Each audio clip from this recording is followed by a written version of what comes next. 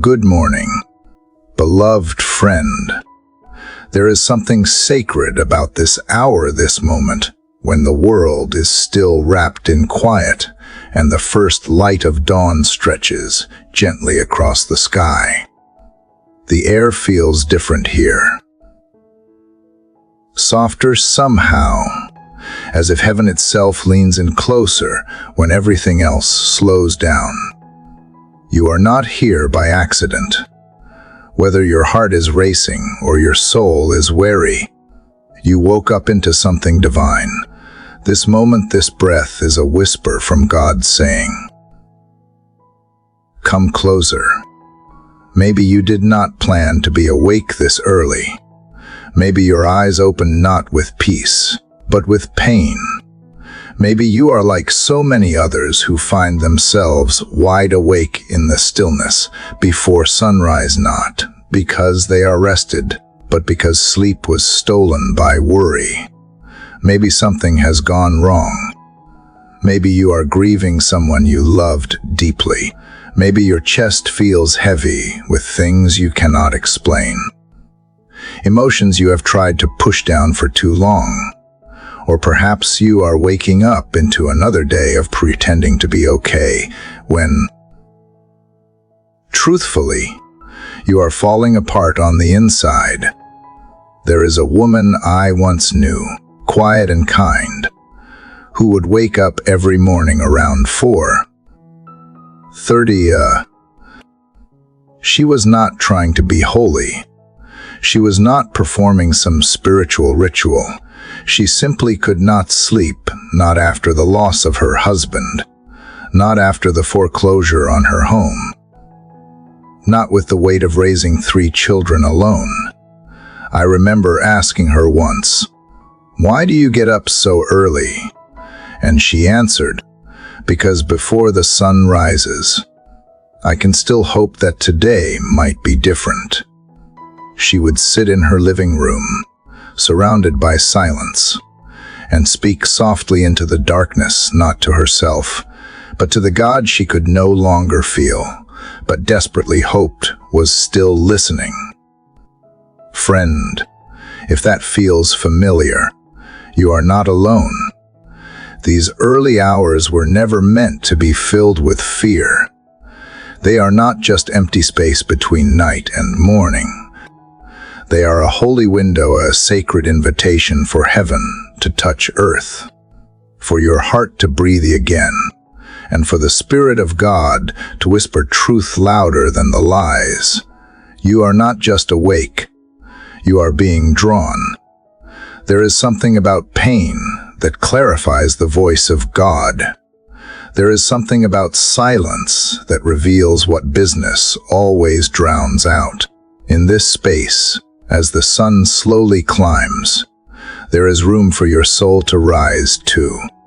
This is not a time for performance. You do not need to sound poetic or polished. You do not even have to know what to say. You only need to bring what is real. Bring the raw. Bring the Bring the doubt. The questions. The anger. The grief, and yes, even the numbness. Nothing disqualifies you from entering this moment. In fact, the mess is often the offering God responds to most.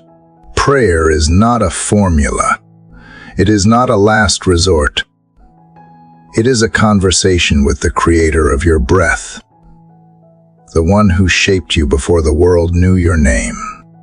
And this morning, yes, this very moment, He is waiting, not with condemnation, not with a list of demands, but with a still, loving voice that says, "Speak to me." You do not have to pretend. You do not have to clean yourself up first. You do not have to fix the mess to be worthy of God's nearness. He draws close to the brokenhearted. He listens to the shattered. He lifts the exhausted and strengthens the weary. The kind of prayer we are about to enter is not passive. It is not wishful thinking.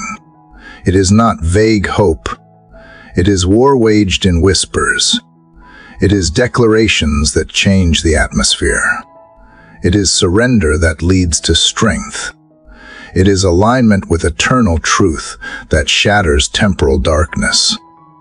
This is not just a morning ritual. This is spiritual architecture. Every word spoken in faith builds some that heaven will fill. Every declaration becomes a key in the lock of breakthrough. Every whispered yes becomes a shout in the halls of eternity. You were not created to merely survive your days. You were created to rule them through intimacy with the one who holds them all. So let this space where you sit, where you stand, where you listen become sacred ground. Let your heart open slowly, like the morning sky. Let your breath steady, not by chance, but by choice. Let the burdens rise to the surface and prepare to be lifted. This is the altar of the early watch. This is where things shift.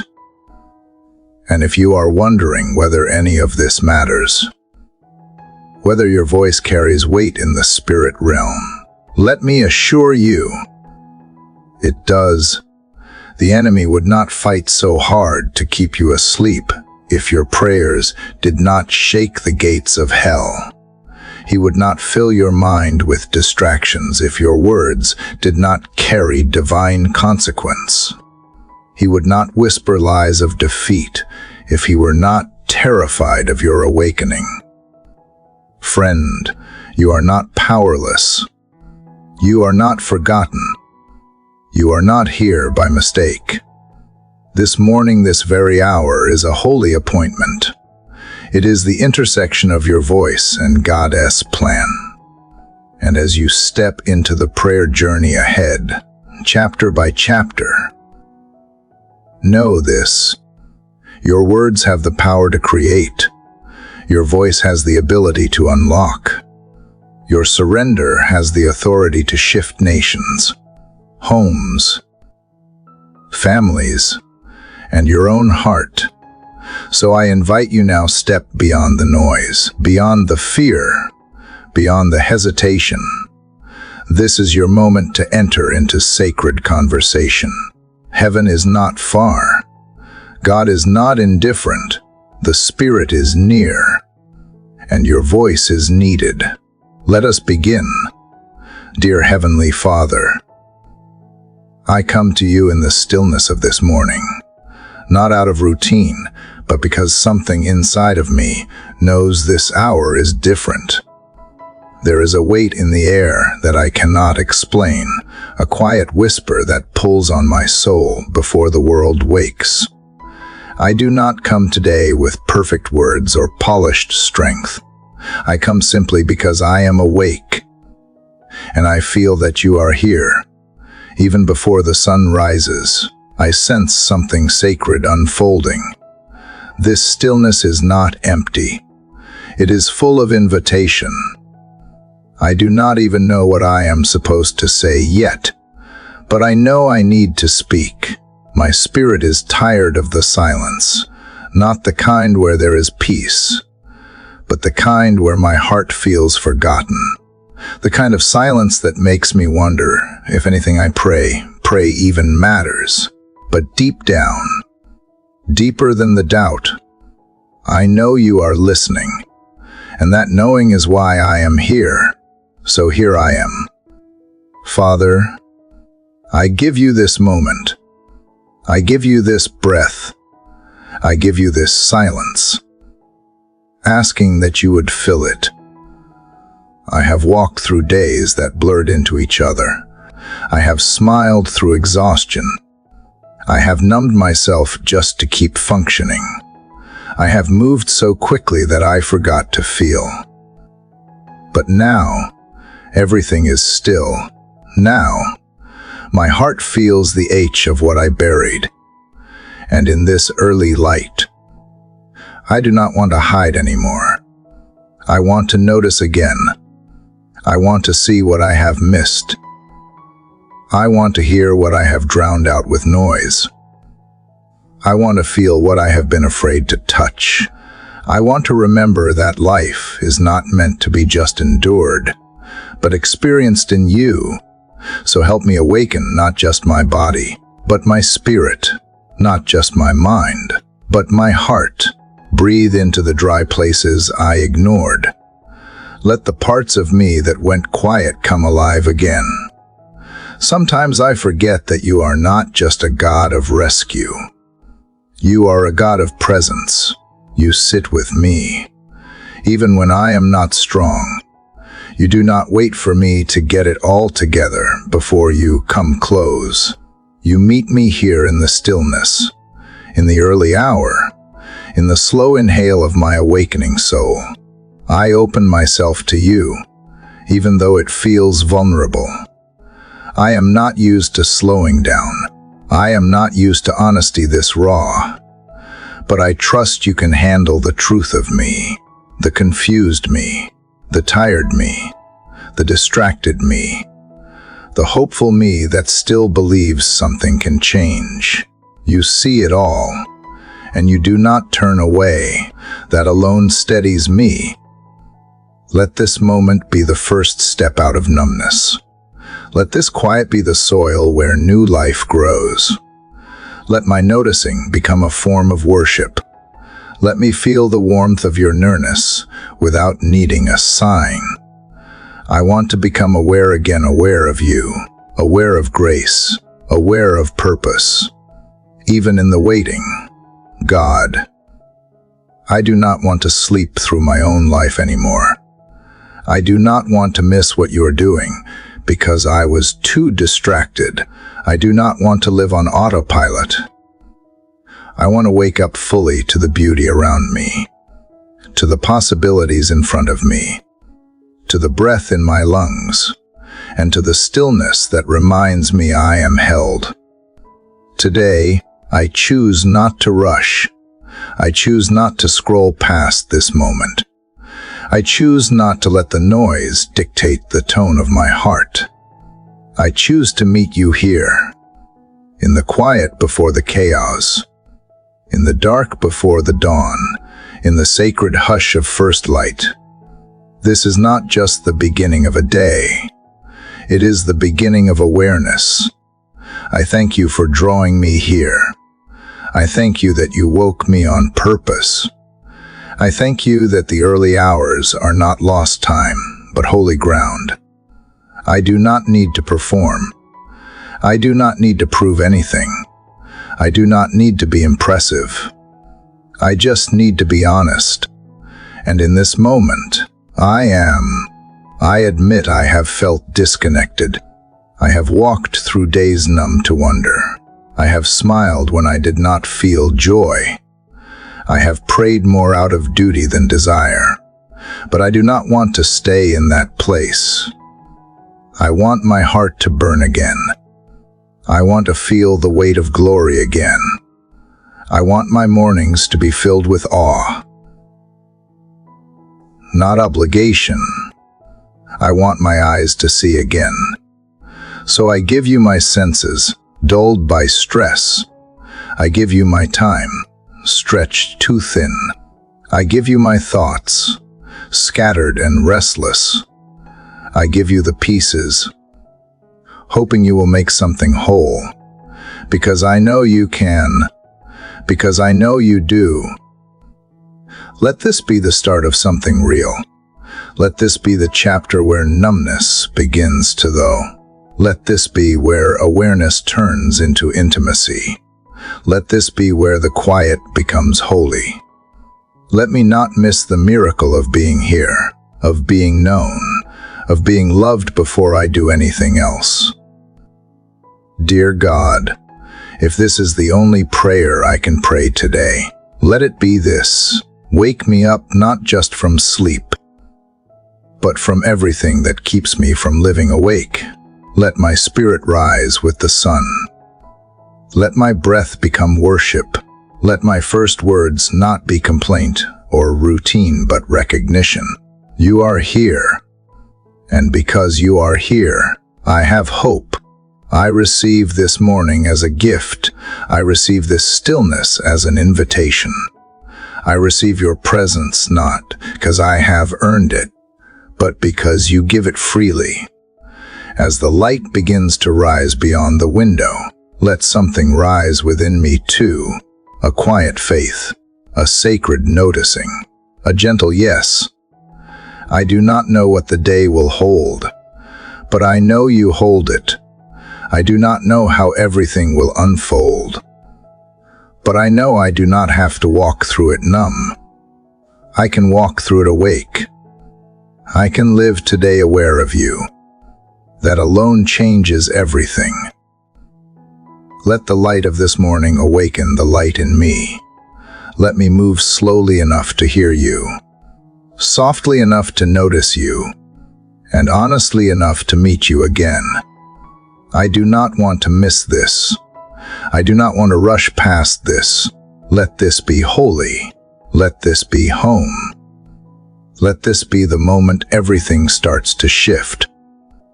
Father, I am still here. I have not moved from this posture of surrender.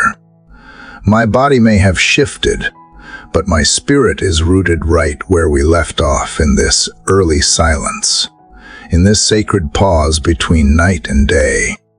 Something from within me is unraveling now, something I had kept buried under layers of performance and self-preservation. What began as a quiet awakening is now becoming a holy H. I cannot ignore it any longer. There is something deep in my chest that needs to be said, something raw that refuses to stay hidden. I am desperate, and I 1T pretend I am not. I 1T polish the edges of my pain to make it look presentable. I 1T silence the groan in my soul that has been waiting to surface. You are not surprised by this H. You do not turn away from this trembling voice. You do not require me to be composed to be heard, so I will not hold back now. I cry out from the depths of who I am, not with eloquence but with honesty. I do not come with strength. I come with surrender. I have reached the end of what I can manage on my own.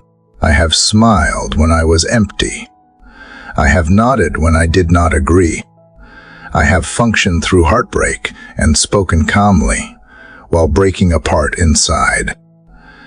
I have kept going when I should have fallen to my knees, but now I am here, finally honest enough to admit that I need you in ways I can explain with words. My composure is gone. And strangely, I feel closer to you here than I did when I was trying to hold it all together. Father, I do not know what else to do but to offer you what is left of me. I do not know how to fix this H, but I know you are near to the broken-hearted. I know you bend low to listen when the cry comes from the deep, and this cry is not quiet. It has been echoing inside of me for longer than I realized.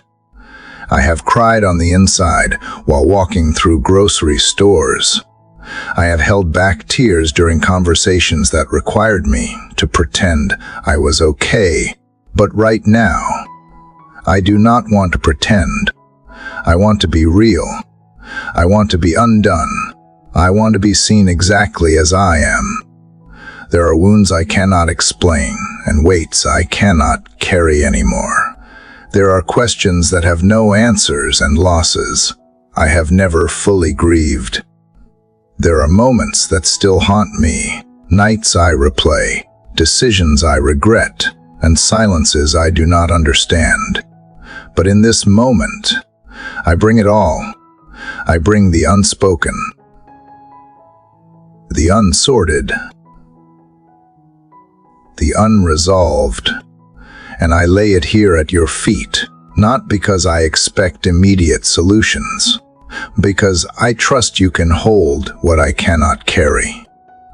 If you are truly who I believe you are, kind, near, Unchanging, then I can bring even this to you. I can bring the pieces that do not make sense, the emotions that are too complex for language, the fears that keep waking me up in the middle of the night. I can bring the questions that do not have tidy theological answers. I can bring the anger I did not think was holy, the disappointment I thought disqualified me, the sorrow I tried to ignore. I am not asking for a lightning bolt or a miracle on demand. I am simply asking for you. I am asking that you do not turn away. I am asking that you sit with me here in this moment of exposure. I am asking for your nearness, not just your answers. I am asking for your comfort, not just your solutions. I am asking for a holy presence that calms my inner storm. I am asking for the kind of peace that does not erase the pain, but meets me inside of it. Father, I know I have gone silent before. I have shut down when I felt too much. I have withdrawn when the weight became unbearable. But I do not want to hide from you. I do not want to distance myself from the only one who can truly heal me.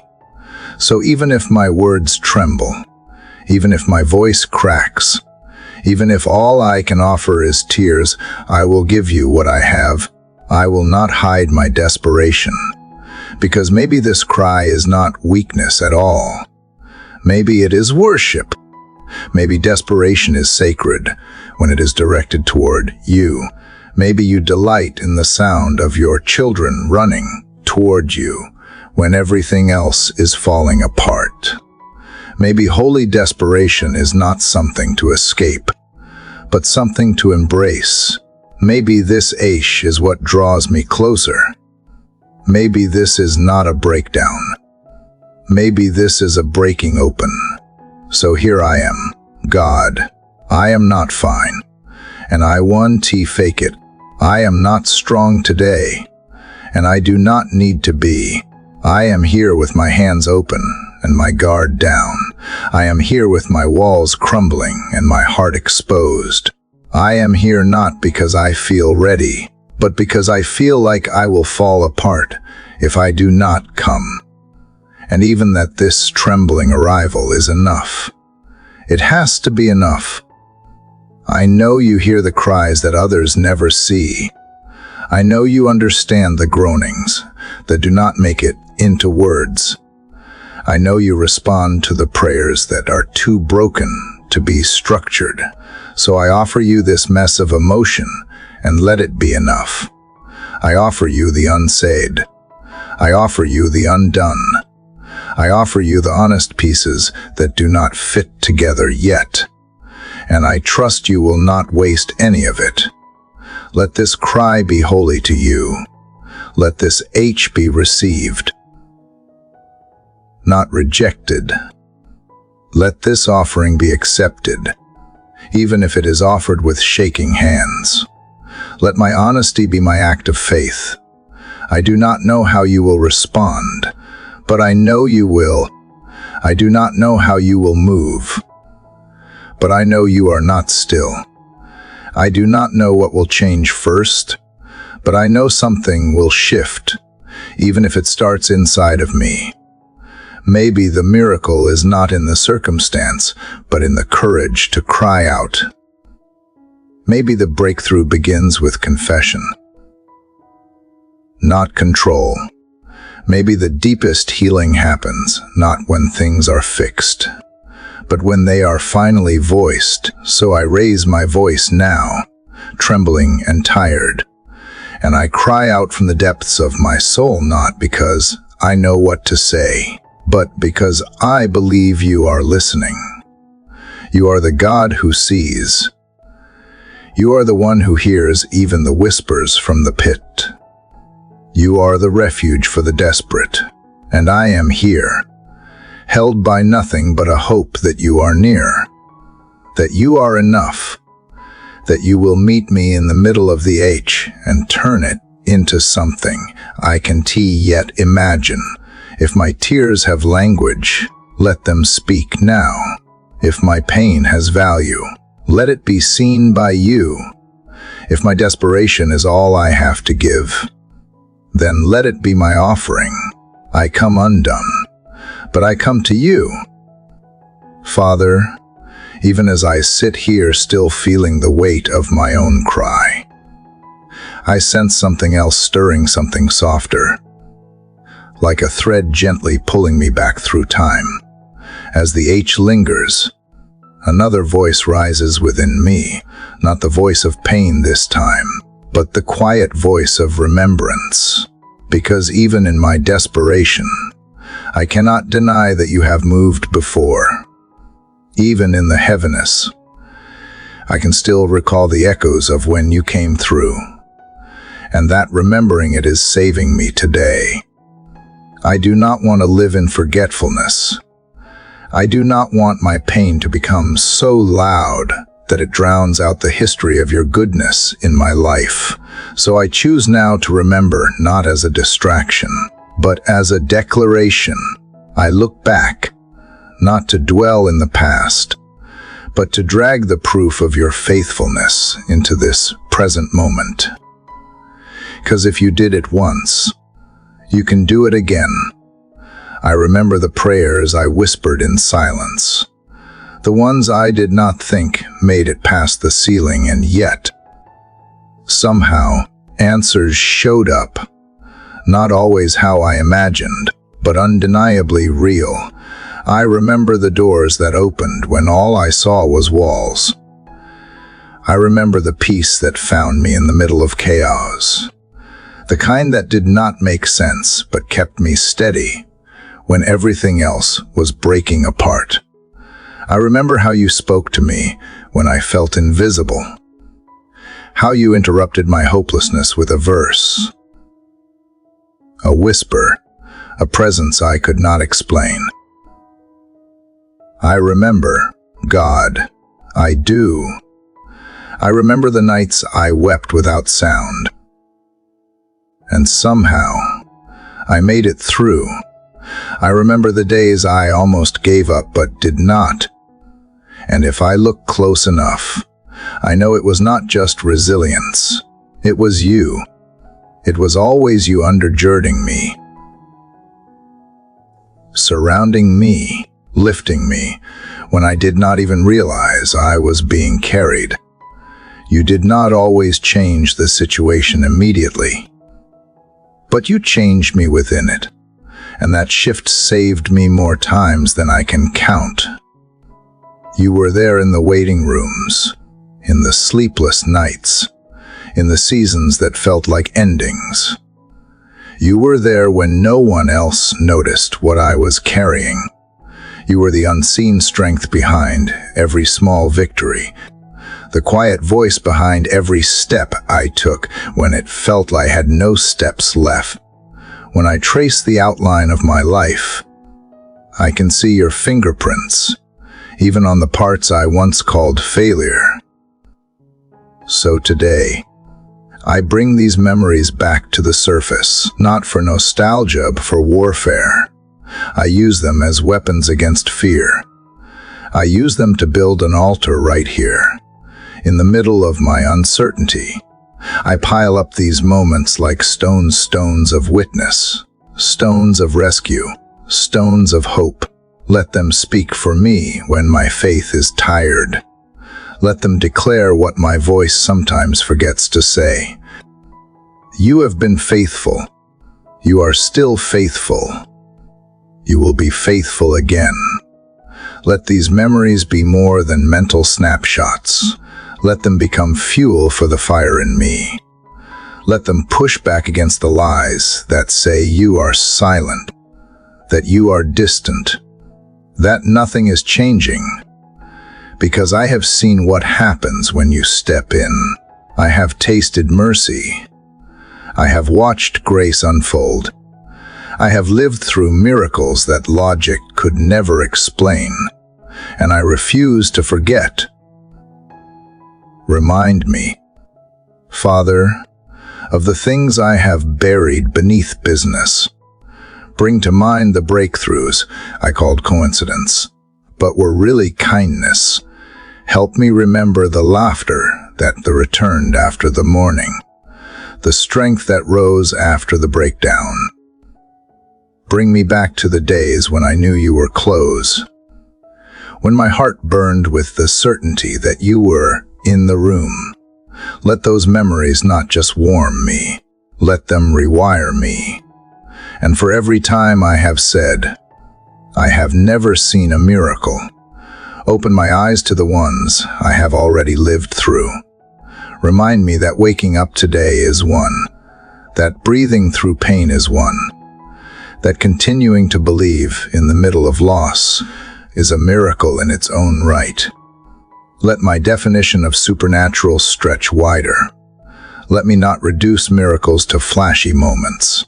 Let me recognize them in quiet mercies, in daily bread, in sustained peace where there should be panic. I thank you for the time you made a way when no one else could.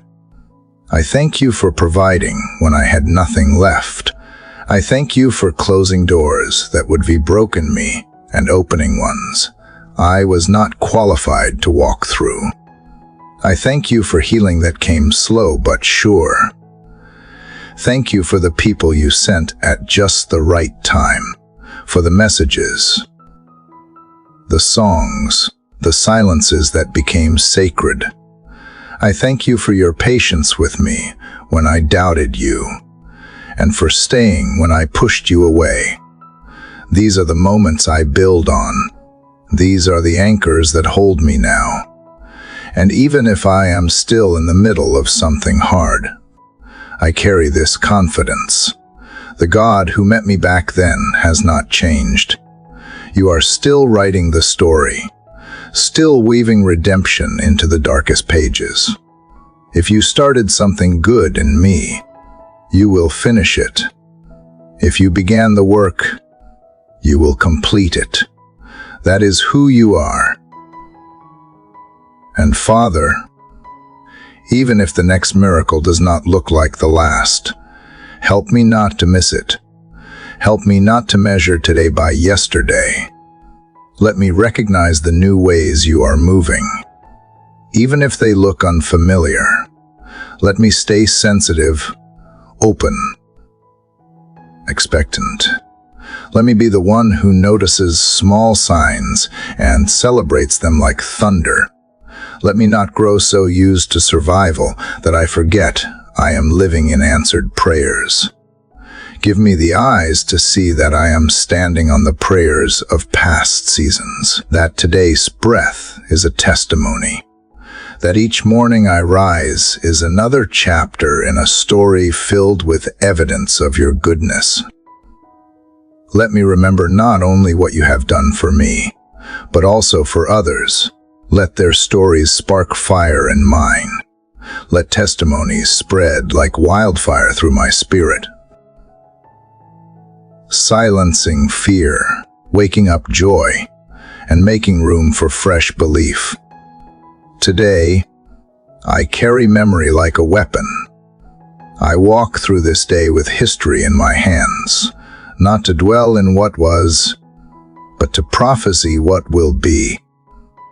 Because what you did before, you are able to do again, not by repeating the same script, but by revealing the same heart. Your character does not change, and it is your character that gives me courage. So I choose to speak these memories out loud. I choose to hold on to evidence when emotions try to erase it. I choose to testify to my own soul. I choose to build on what I know to be true, even when what I feel tries to shout louder. I choose to plant my feet in your history with me and declare that you have never failed. Let remembering become my resistance. Let it be my song in the dark. Let it be the beginning of renewed trust. Let it become the soil from which new faith will rise, rooted not in hype, but in holy memory. What you have done before is not over, it is seed. and I am ready to water it with faith today. Father, as I continue to sit with the memories of your goodness, I feel something rising inside of me, something more than gratitude, something stronger than sentiment. It feels like a quiet courage, like an awareness that goes deeper than feelings. It is the stirring of authority. The same breath that helped me remember now compels me to speak. I can no longer stay silent in the face of what threatens to steal what you have already promised. I have seen too much, lived through too much, and been carried by too much grace to remain passive. You have not only saved me, you have positioned me. You have not just comforted me, you have commissioned me. And this morning, I rise in that awareness, not with arrogance, but with alignment. I take my place as a watchman over my own life, over my home, over this day. I may not feel qualified, but I am called. I may not feel powerful, but I am appointed, and that is enough. I stand, not in my own name, but in the authority of Jesus. I stand in agreement with heaven. I take my place not as a victim of whatever the day may bring, but as one who is entrusted to shape it by what I declare. I am not waiting to see what happens. I am here to speak what must be. I am not here to react. I am here to govern. You have given me a mouth, not just for survival, but for spiritual legislation. My words are not empty. They are keys. They are gates. They are assignments released into the atmosphere. So I speak today with intention. I declare the tone of this day before it begins. I command the atmosphere of my home to come into divine order. I release peace over every room, clarity over every task, and grace over every interaction. I speak strength into my body, stability into my emotions, and focus into my mind. I speak protection over the people I love and purpose over everything my hands will touch. I declare that this day is not random. It is appointed, and I step into it with the full awareness that you have gone before me. I reject the lie that I have to wake up and brace for battle without weapons. You have armed me with truth. You have clothed me with righteousness. You have given me authority to trample over fear, doubt, and every whisper of the enemy. I do not walk into this day unarmed. I walk covered. I walk prepared. I walk sent. And so I take authority now, not because I feel spiritual, but because I am in covenant. I speak to every scheme that has been plotted in secret. I cancel it. I reverse it. I declare that no weapon formed against me shall prosper, not because of who I am, but because of whose I am. I stand not in performance, but in position. I declare that confusion has no place in my mind. Delay has no place in my path. Distraction has no access to my purpose. I open my mouth and declare what you have said, because my agreement with you matters. I come out of agreement with every lie, every fear, every word spoken against me in ignorance or malice. I break the power of curses spoken, written, or thought. I break cycles of lack, patterns of anxiety, and shadows of shame. They cannot follow me into this day. Father, make my words sharp in the spirit. Let them cut through fog and silence noise. Let them shake loose what has been stuck. Let them build what has been delayed. Let them call forth what has been buried. I am not whispering wishes into the air. I am sending assignments into the earth. You have given me dominion not over people, but over the territory you have entrusted to me, over my emotions, over my responses, over the spiritual climate of my space. I do not have to wait for peace to show up. I release it. I do not have to hope joy finds me. I declare it. I do not have to wait for fear to leave. I evict it. Let this be the morning I stop living as though I am powerless. Let this be the morning I stop handing over authority to my circumstances. Let this be the moment I remember that the words I speak have weight, that the atmosphere responds to what I release, that the enemy flees when I stand in truth. I silence every internal voice that tells me I am too weak, too late, too broken to speak with power. That is not your voice. Your voice calls me chosen, equipped, and appointed for such a time as this. So I step into my role as a spiritual gatekeeper. I say what needs to be said. I close what needs to be closed. I open what you have already assigned to open. I declare divine acceleration over the things that have felt stuck. I speak movement where there has been delay. I declare strategy where there has been confusion. I decree healing over places still marked by pain. I speak wholeness where there has been fragmentation. I speak unity over every relationship connected to me. This is not noise. This is agreement. This is not hype.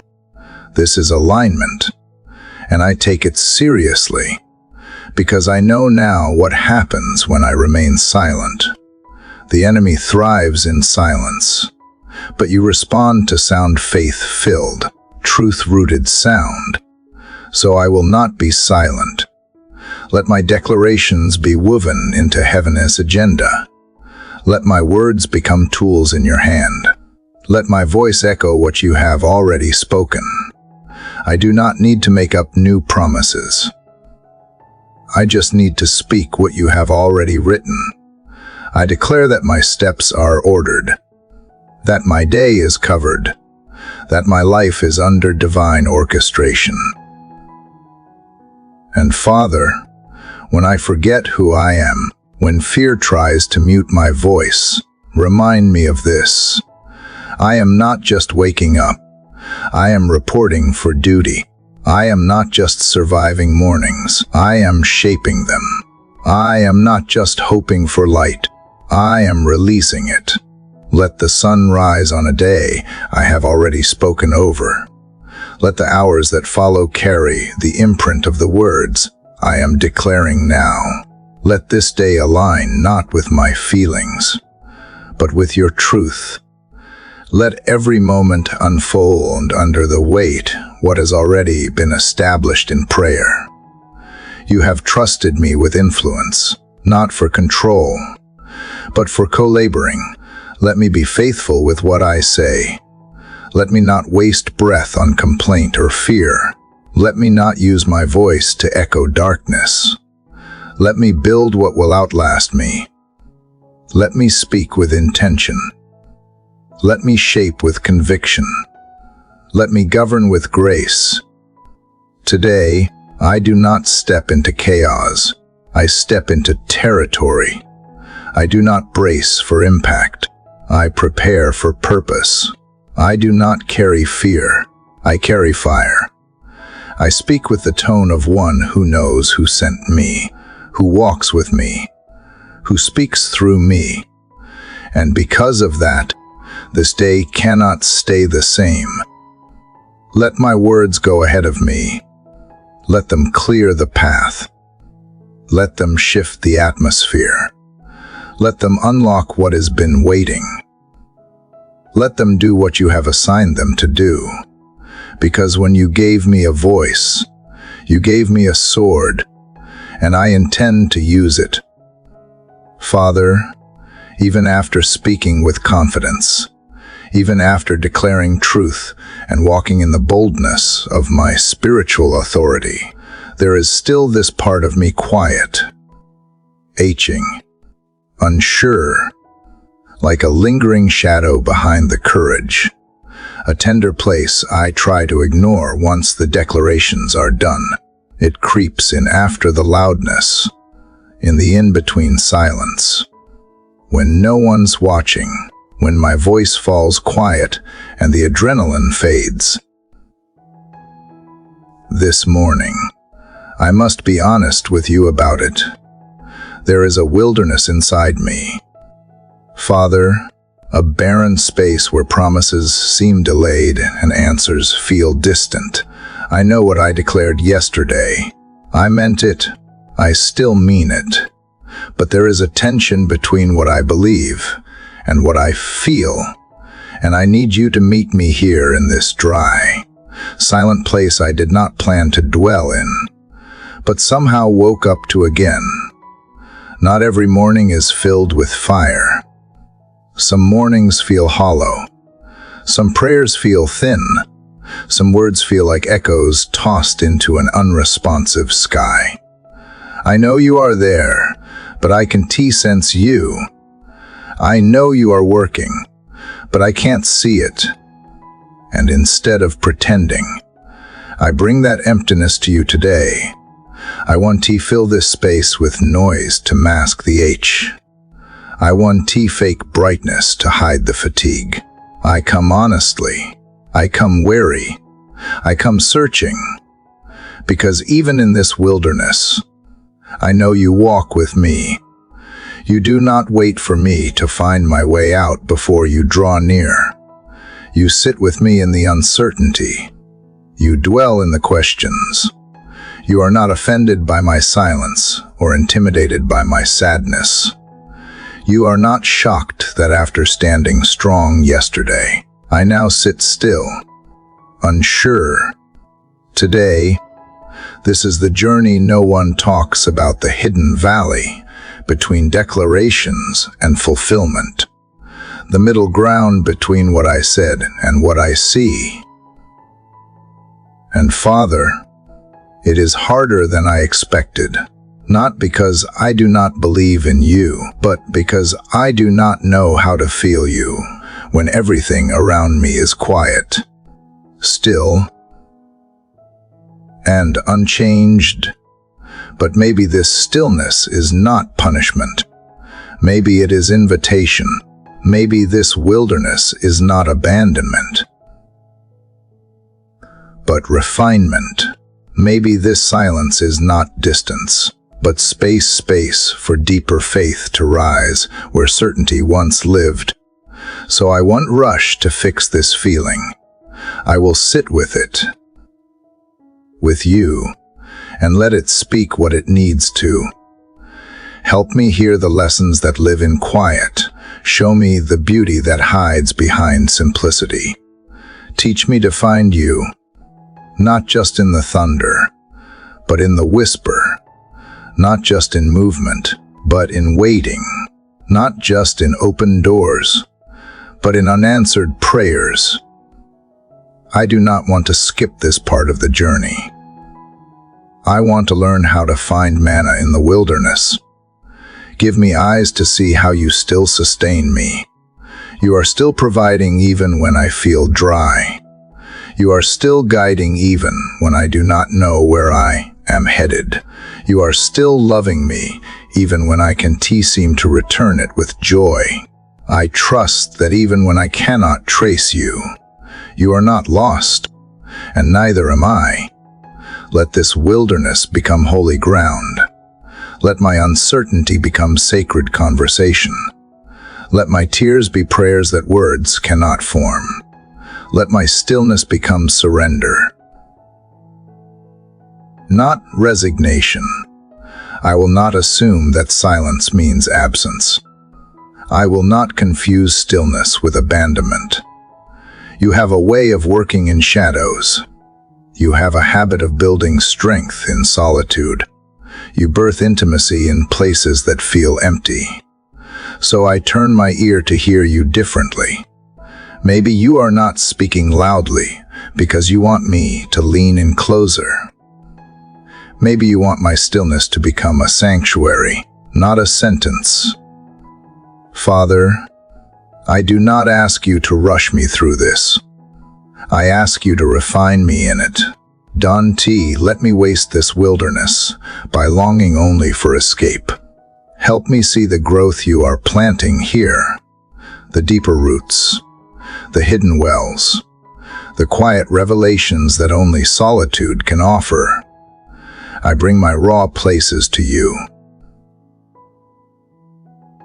My disappointments, my unspoken grief, my delayed hopes, my weary mornings, my silent cries. I bring the me that can always roar, the me that sometimes just whispers, the me that feels too fragile to fight. And you welcome that me too. You do not demand strength before you come near. You are close to the brokenhearted. You cradle the quiet ones. Let this be the chapter where my strength is no longer in how loud I pray, but how honestly I come. Let this be the day I stop performing in prayer and start abiding. I do not want to impress you. I want to meet you. I want to rest in you. I want to breathe beside you. Even when my hands are empty, I am learning that the desert is not devoid of purpose, that barren places can still bloom, that emptiness is not a verdict. It is a vessel. You fill what is empty. You build in what is broken. You meet me not where I think I should be, but right where I am. That is grace. That is holy. That is you. Let today be a soft day, not loud with declarations, but deep with honesty. Let it be a quiet revolution within me. Let my slow steps be sacred. Let my shallow breaths become sacred rhythms. Let the H in my chest turn into an altar. And when I feel tempted to hide this part of the journey, remind me that you never called me to perfection, only to presence. You never asked me to impress you, only to invite you. You never waited for my emotions to align before you embraced me. I thank you for being the kind of father who welcomes me in every form, strong, uncertain, wary, hopeful, silent, praising, questioning. You hold them all without flinching. You do not need me to be someone else. You just want me here. You just want me honest. You just want me close. So even if I say less today, I trust you hear more. Even if I do not feel light flooding in, I know you are still here. Even if my prayers do not sound poetic, they are enough, because they are real. And in this quiet place, I find you again, still, always. The wilderness does not scare you. You walk through it with me. You wait with me until the rain returns. And even if it takes longer than I hoped, I will stay near. I will stay honest. I will stay rooted. Because I am not waiting for circumstances to change before I believe you are good. I choose to see your goodness here, in the dust, in the quiet, in the pause, and that this strange, holy stillness is worship too. Father, you never left me in the wilderness, even in the stillness where my voice felt too faint to carry. You stayed close. And this morning, as I continue walking forward from that quiet place, I sense something shifting, not loudly, not instantly,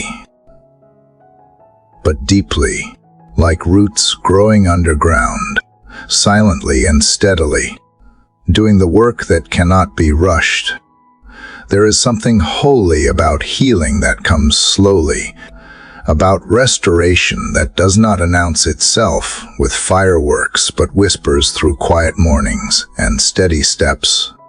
I used to think transformation needed to feel dramatic to be real. Now I see how the most profound changes often happen when I am not even aware, when you are working beneath the surface, deep within the layers of me I cannot reach alone. Father, I want to trust that. I want to believe in the work I can see yet. I want to rest in the knowledge that you are not in a hurry, and neither must I be. You are patient with me, and I am learning to be patient with myself. Sometimes I wake up hoping for a breakthrough and instead receive a whisper. Sometimes I crave lightning and instead feel a gentle breeze. And yet, those moments become the ones that anchor me. They teach me to listen, to trust, to surrender control, to believe that your process is perfect, even when my timeline is not. I bring to you all the parts of me still being rebuilt, the places that were broken, the ones still tender, the areas of my heart that flinch when touched because the wounds are still fresh. I do not want to rush them into performance. I want to let them breathe. Let them mend under the care of your hands. You are not ashamed of my slowness. You are not impatient with my pacing. You knew this healing would be long, and you planned to walk it with me all along. I may not be where I thought I would be by now, but I am not where I used to be, and that matters. That is grace. Let today be about honoring that journey, about not comparing my pace with anyone else's, about letting go of timelines that were never mine to begin with, about trusting that healing is not a race, but a relationship, one you nurture every single morning. I choose to return to you. There are days I feel like nothing is changing, that the same battles still whisper at me. But maybe the victory is not in never hearing them again. It is in knowing they no longer own me, that their voices grow quieter, not because they disappear, but because your truth speaks louder now. Let this be the day I start seeing progress in subtler ways, not in giant leaps, but in moments I respond differently. In thoughts I capture instead of letting spiral. In breaths I take before reacting. In kindness I offer myself before criticism has a chance to strike. I do not need dramatic signs to know you are near. I feel you in the softening of my thoughts, in the gentleness of how I treat myself, in the way peace begins to anchor me where panic once lived. That is your work. That is evidence. Father, restore me layer by layer, not with pressure, but with presence. Rebuild what life has torn, what lies have bruised, what fear has hardened. Take what is brittle and make it strong again, not all at once but in perfect time. Help me stop fearing that I am behind. Show me how to celebrate where I am, to honor the steps I have taken, to acknowledge how far you have already brought me. I have survived more than I thought I could. I have healed in places I once ignored. I have stood up after moments I thought would break me. And though there is still more to go, there is already so much to give thanks for. You are the architect of my heart, and you never abandon a project halfway. You finish what you start, even when it takes longer than I expected. You are faithful to complete it. And every quiet morning I meet you here is another brick laid, another beam strengthened, another space made whole. I am learning that consistency is holy, that faithfulness in the small things builds foundations that last. And when I show up to this moment, to this quiet space, to this daily surrender, I am participating in a miracle. One that does not need to be loud to be life-changing. Help me embrace the quiet kind of restoration. The kind that grows roots before it grows leaves. The kind that steadies my soul before it sends me sprinting. I want to be grounded before I bloom, anchored before I shine, so that when the winds come again, I won't be shaken, I will be rooted. Today, let my trust grow deeper than my questions. Let my faith stretch further than my fears. Let my patience outlast my pressure. I am learning that healing is not linear, that some days will feel like relapses, but even those are part of the process. You are not measuring me by how fast I grow, but by how closely I walk with you. Let that be enough. Let it be holy. Let it be beautiful. Father, I am tired of rushing, of needing to prove that I am better, of needing to reach some imaginary finish line that does not exist. I just want to be here with you in this moment. I want to make peace with the pace of grace, to learn that slow does not mean stuck, that gentle does not mean weak, that quiet does not mean forgotten. You are restoring me in ways I do not even understand, and one day, I will look back and realize I was being healed even when I felt nothing, that you were planting hope even in the silence, that you were holding every broken piece, even when my hands felt empty. So I will show up again today. I will trust the process again today. I will lean into the quiet again today.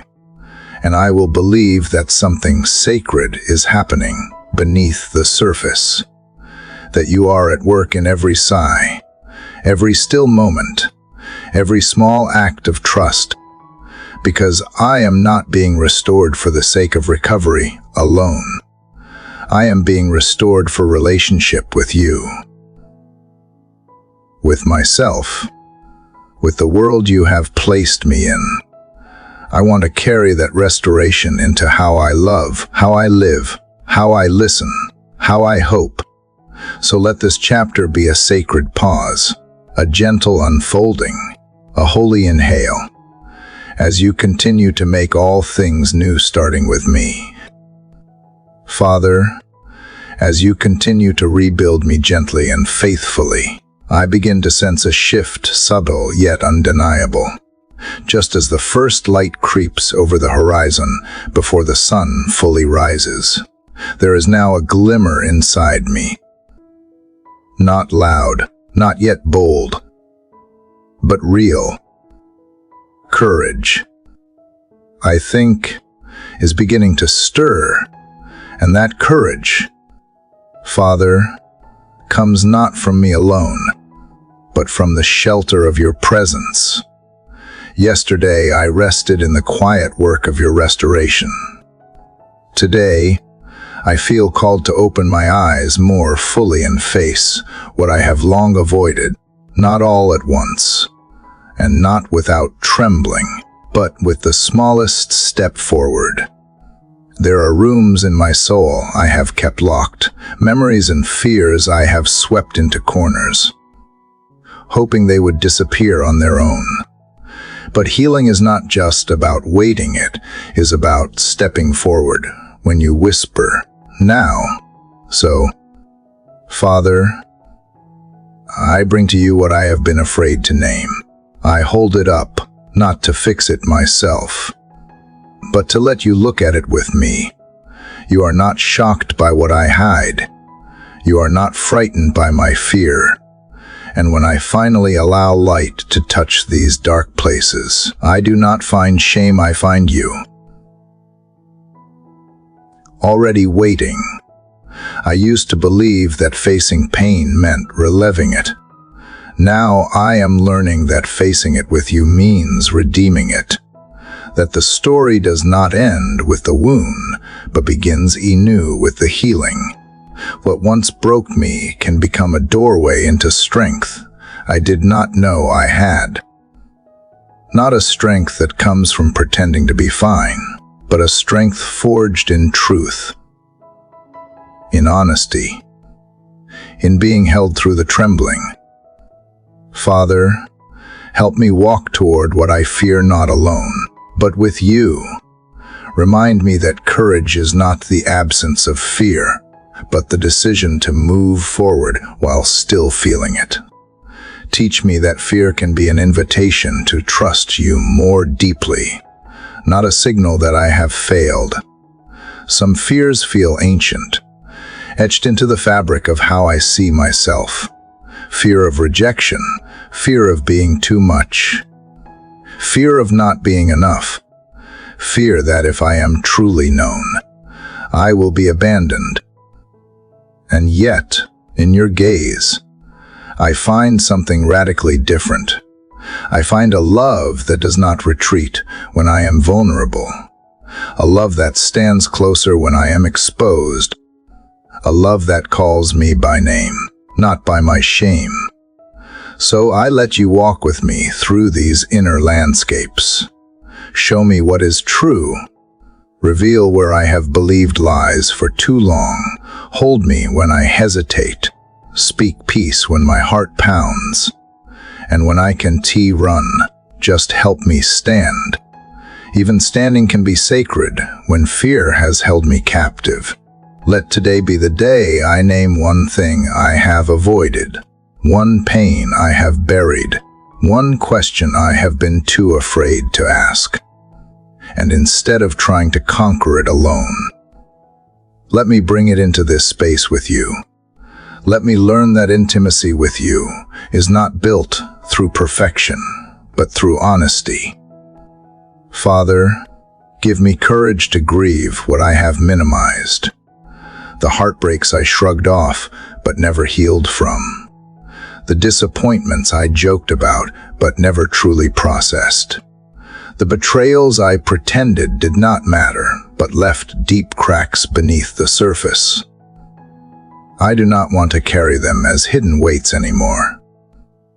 I want to lay them before you, piece by piece, tear by tear. Help me release the fear that my emotions are too much for you. You, who formed the oceans, are not overwhelmed by the waves in me. You, who shaped the stars, are not intimidated by my darkness. You, who raised the dead, are not powerless before my sorrow. I want to believe that, not just with my lips, but in the way I live. I want to live as someone who is no longer enslaved by fear, but led by trust, not because I have eliminated pain, but because I have anchored myself in you. Let this chapter of my journey be marked by bravery not loud, boastful bravery, but quiet, steady bravery, the kind that gets up again after falling, the kind that breathes through panic, the kind that asks for help, the kind that leans into you when the way forward feels unclear. I know the enemy wants me to believe I am still stuck, that fear still owns me. But you are speaking a different word. You are declaring freedom over me, even when I feel bound. You are declaring light, even when all I see is shadow. You are whispering, "Come out," to every place in me that has stayed hidden too long. Father, walk with me into those places, not to condemn, but to comfort, not to punish, but to heal. I do not need to rush through the process. I just need to stay present, to stay honest, and to keep returning to this sacred place of surrender. Let my courage be rooted in your character, not my performance. Let it rise not from pressure, but from presence. The presence of the one who never flinches at my wounds. The one who holds my trembling hand and says, "We are going together." This is not about being fearless. It is about being loved in the middle of fear. And that love changes everything. It redefines how I see myself. It silences the voice that says, "I am too broken." It challenges the narrative that says, "I must have it all together before I can be embraced." It dismantles the lie that healing means never struggling again. So I choose to believe you are proud of every small step, every shaky prayer, every tear I do not hide, every confession that feels risky, every moment I stay instead of flee. I choose to believe you smile when I try again. Father, make my heart brave in love, brave enough to forgive, brave enough to trust again, brave enough to try new things, brave enough to rest when I need it, brave enough to live without needing to earn worthiness. Let today be a threshold, a sacred beginning, a turning point, even if it is subtle. And when I look back one day, let me see this as the moment I began to walk out of the shadows and into the light, not with bravado, but with belief, not in myself alone, but in you, in your steady hands, in your unwavering voice, in your perfect love that casts out fear, one quiet morning at a time. Dear Heavenly Father, I am still here, still listening, still waiting in the stillness of this early morning, where silence wraps around the soul like a soft blanket. And in this quiet, I sense something unexpected, something I have not felt in a long time. Wonder, not the kind that demands lightning or thunder, but the kind that flickers like a candle in a dark room, asking gently to be noticed. I do not know how it returned. This small, glowing ember of awe, but I can feel it now as surely as the breath in my lungs.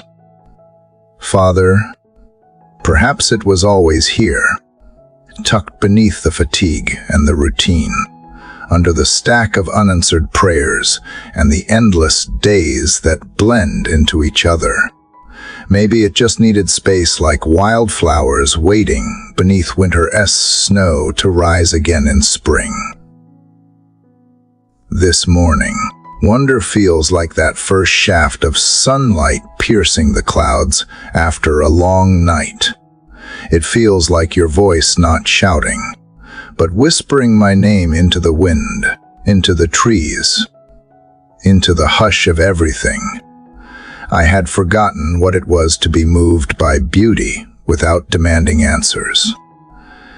I had forgotten how to see you not only in deliverance, but in dandelions. But now, I remember that you are the artist behind the canvas of every sky, that the rain is not just water, but a hymn, that the birds outside my window do not just sing, they testify, that even the rhythm of my heart is a miracle, echoing the pulse of your intention.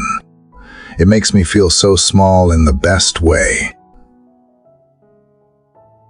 not insignificant, but held, because in this vast world, you still know me.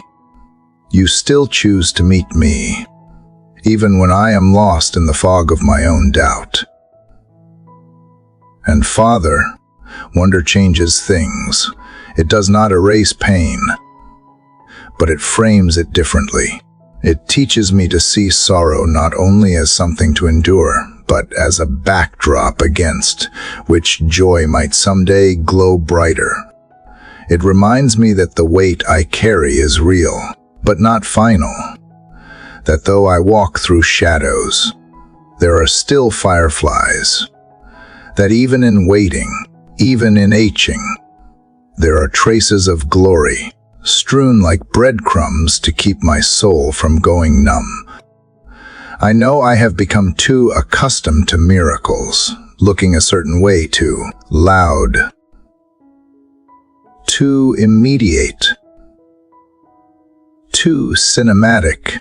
But today I am learning that the greatest miracles are sometimes so quiet they are mistaken for ordinary life, like a child laughing in sleep, like the return of a smile that once disappeared, like a sunrise that does not shout but simply shows up again and again.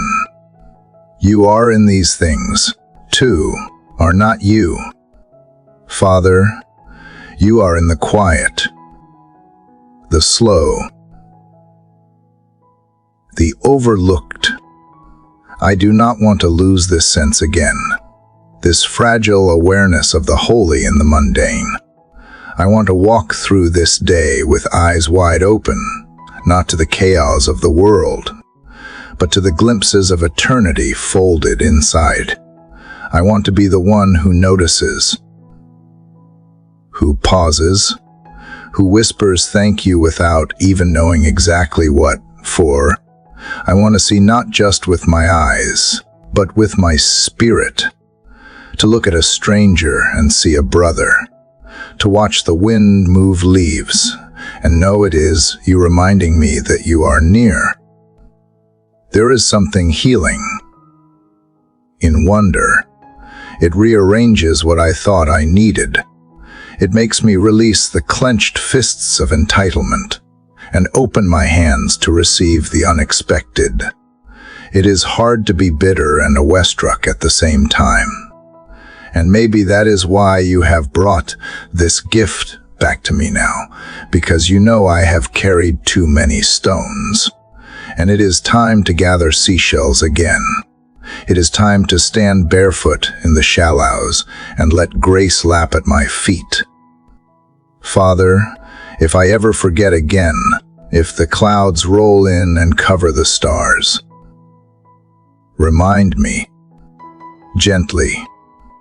Remind me with a hummingbird, or with the silence between raindrops.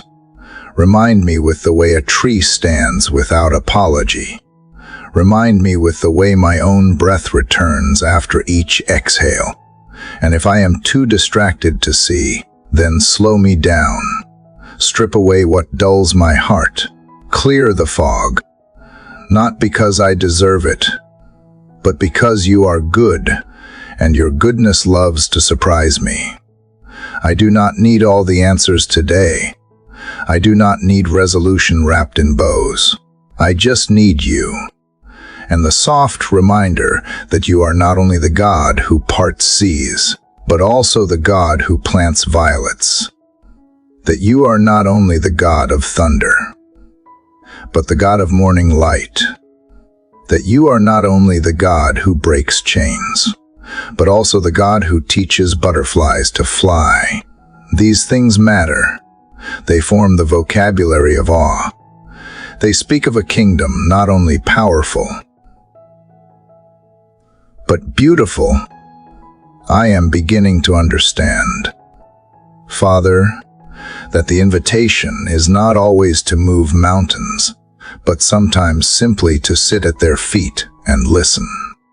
That worship does not always roar, it sometimes trembles. That faith is not always leaping, it sometimes leans. And here I am, leaning again, not in weakness, but in reverence, not in despair, but in hope that perhaps the quiet moments are where the sacred sings the loudest. So this morning, I choose wonder. I choose to let it shape the way I see, the way I speak, the way I love. I choose to believe that you are still the God of burning bushes and whispered dreams. That even when nothing changes on the outside, everything can change within me if I allow wonder to live here. And maybe that is what this prayer is really about, not pleading for what I think I need, but awakening to what you are already doing. Thank you for finding me here again. Father, for meeting me not at the summit, but in the valley, with arms full of small miracles. May I carry this wonder with me, not as a fleeting feeling, but as a lens through which to see this entire day. Let it soften what is hard. Let it brighten what is dull. Let it stretch what is narrow. Let it breathe. Father, I come again, not with answers, but with a heart still learning to rest. The wonder I began to glimpse yesterday is still fragile within me, like the first green sprout after a long winter. I do not want to crush it with my urgency or tear it from the ground with anxious hands. So today, I come asking for something quieter, something deeper peace, not the fleeting kind that depends on circumstances, but the slow-growing, rooted peace that holds even when storms press in. Father, I do not know how to live in that kind of peace yet, but I want to. There is something in me that always wants to fix, to hurry, to outrun my pain. I have mistaken movement for healing and solutions for peace. But I am learning that peace is not the absence of pain. It is the presence of you. Peace is not a destination to reach, but a posture to receive. So here I am, slowing down, opening my clenched hands, breathing in this still morning. The world is quiet, just for now.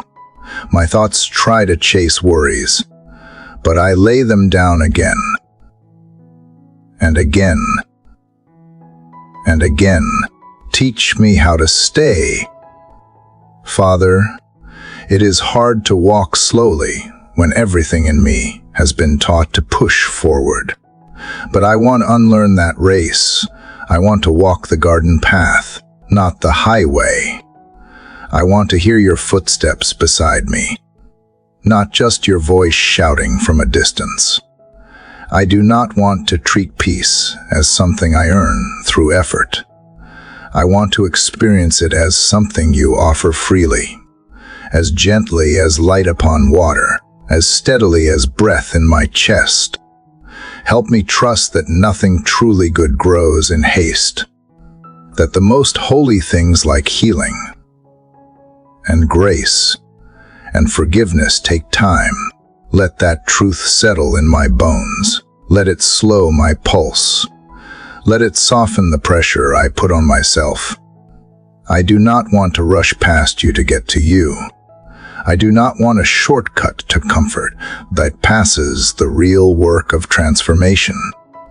If the path to peace is long, let me be faithful in every step. There are moments I feel peace briefly, when the sun breaks through the clouds, when a song echoes something I did not know I needed to hear, when a memory of your goodness sneaks into my grief. I want to gather those moments like river stones, reminders that peace is not gone, only hidden sometimes. Let me notice what I already have. Let me name what is good. Let me see the small mercies as the beginning of peace, not its consolation prize. Father, I bring you the places in my heart where unrest still lingers, the questions I can't silence, the regrets I try to ignore, the aching parts of me that long to be seen, soothed, and settled. Will you sit with me there? Will you make peace not just a word I say, but a presence I feel? Wrap me in it like a warm garment. Let me wear it even when the wind rises. Let me become someone who carries peace, not just seeks it. I think of Jesus asleep in the boat, while the storm raged around him, not untouched by the danger, but unshaken by it. That kind of peace seems impossible some days. But you said it was ours, if we abide in you. So I lay my fears at your feet again, the ones that return each morning, the ones that creep in when the sun sets. I do not have to conquer them alone. I only need to remember that you are here, that you are peace itself. Father, I confess that I have tried to manufacture peace by controlling people, outcomes, even myself. But control is not peace. It is only another burden. Let me release it. Let me believe that even in uncertainty, even in chaos, you remain steady, you remain kind, you remain near, and that is enough. Help me forgive myself for not being further along. Help me silence the shame that says I should have more faith by now. More calm. More clarity. You are not ashamed of my slow growth. You are not frustrated with my fragile hope.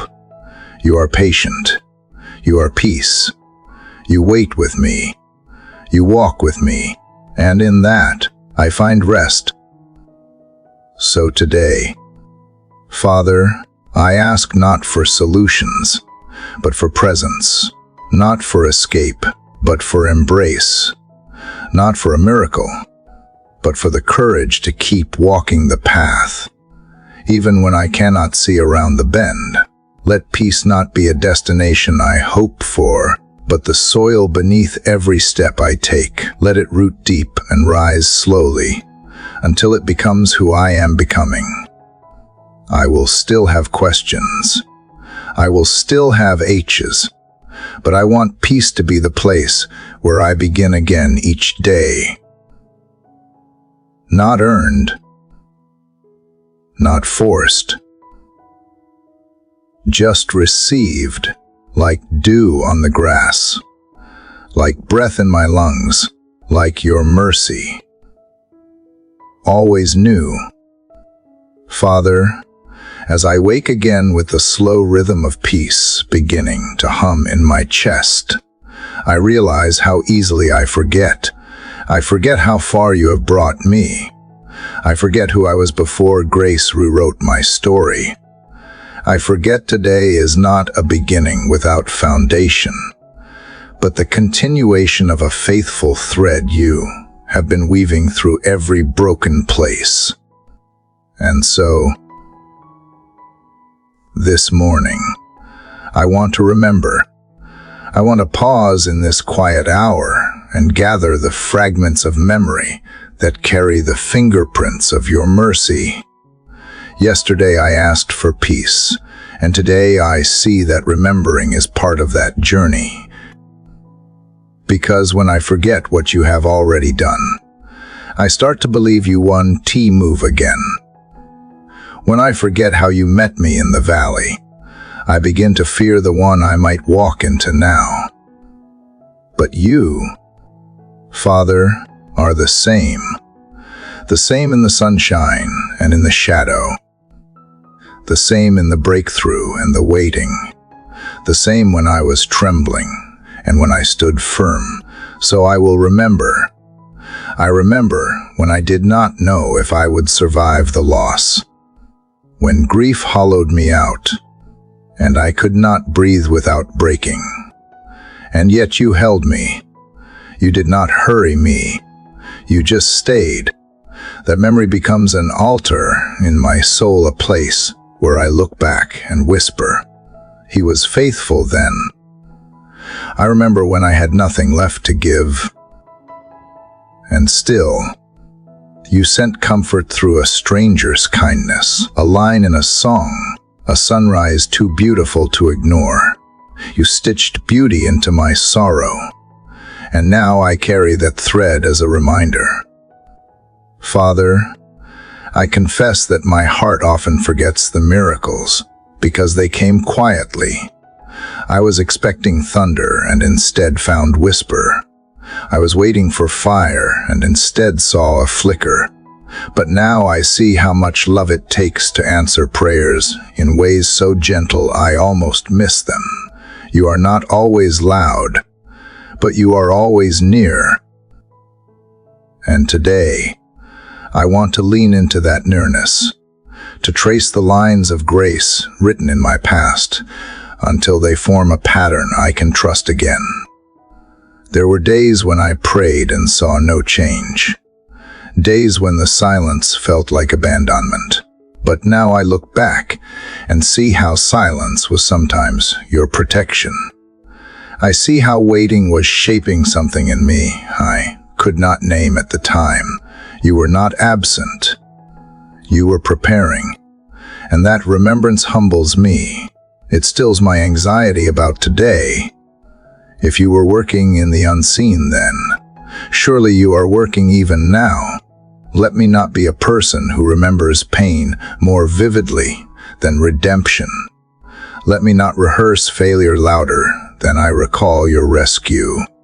Let the loudest story in my mind be the one where you came through not because you always gave what I asked for, but because you gave what I needed most. Yourself, and over again. That has been enough. I remember the tears you caught, the strength you loaned, the joy you resurrected. I remember the morning light after long nights, the laughter that returned unannounced, the stillness that wrapped around me when I had no words left. And in that remembering, I find hope. Because if you did it before, you can do it again. If you held me when I was broken, you will hold me as I heal. If you loved me in pieces, you will love me into wholeness. Sometimes, Father, I do not need a new answer. I just need to remember the last one. I need to carry the testimony of past deliverance like torch through today's darkness. I need to remind myself that I have been here before, and I did not walk out alone. The same God who stayed then is still staying now. The same mercy, the same arms, the same heart that beats for mine. Let remembering be my anchor. Let it tether me to truth when feelings rise like tides. Let it be the song I hum beneath my breath when fear tries to shout. Let it be the hand I hold when I feel alone. Let remembering be sacred, not just nostalgia, but worship, a holy recognition that you have never left, that you have never failed, that even when I doubted you most, you were closer than breath. Father, remind me of who I was when you first called me. Remind me of the wonder I felt when I first believed you loved me. Remind me of the fire that once lit my prayers, not to shame me, but to rekindle something true. I want to remember not only what you have done, but who you have been: compassionate, patient, wise, relentless in your pursuit, the one who held on when I let go, the one who stayed when I ran, the one who restored what I thought was lost forever. Even today, as I breathe and reflect, I know I am not the same person I was a year ago, even in small, quiet ways.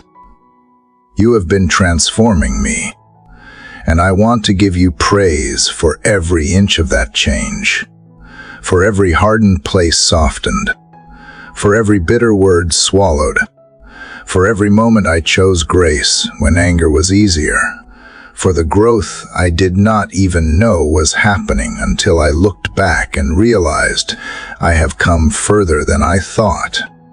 So this morning, I choose to remember, to sit with my history and let it preach to me, to look at my scars and see how they shine with testimony, to hear the echo of answered prayers in the stillness, to tell my soul again and again, look what the Lord has done.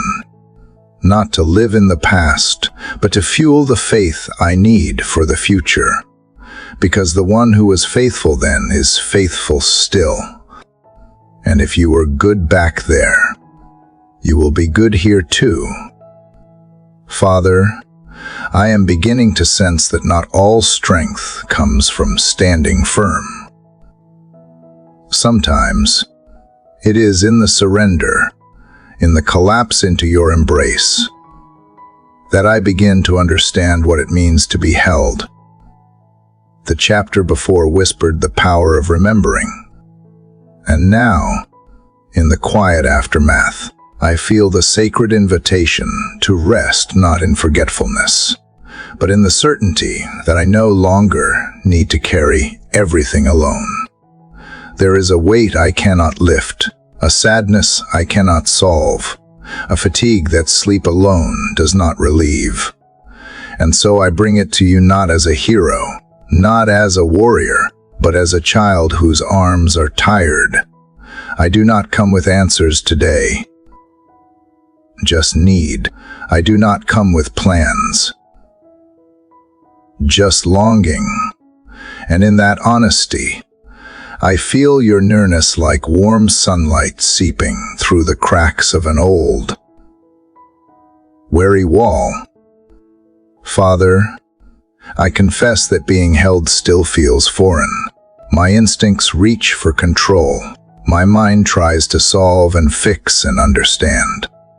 But here in this hush, I choose not to grasp. I choose to unclench the fists of my heart. I choose to let your arms be the answer. And slowly, something in me exhales. There is no demand in your embrace, no list of conditions I must meet to qualify for your comfort. You hold me simply because I am yours, not because I am good, or productive, or brave, or right. You hold me because I exist, because you loved me before I ever did a single thing.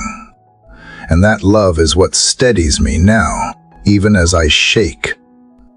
Father, teach me how to remain in this posture when the world rushes in and the noise returns, when the guilt creeps up and the doubts howl.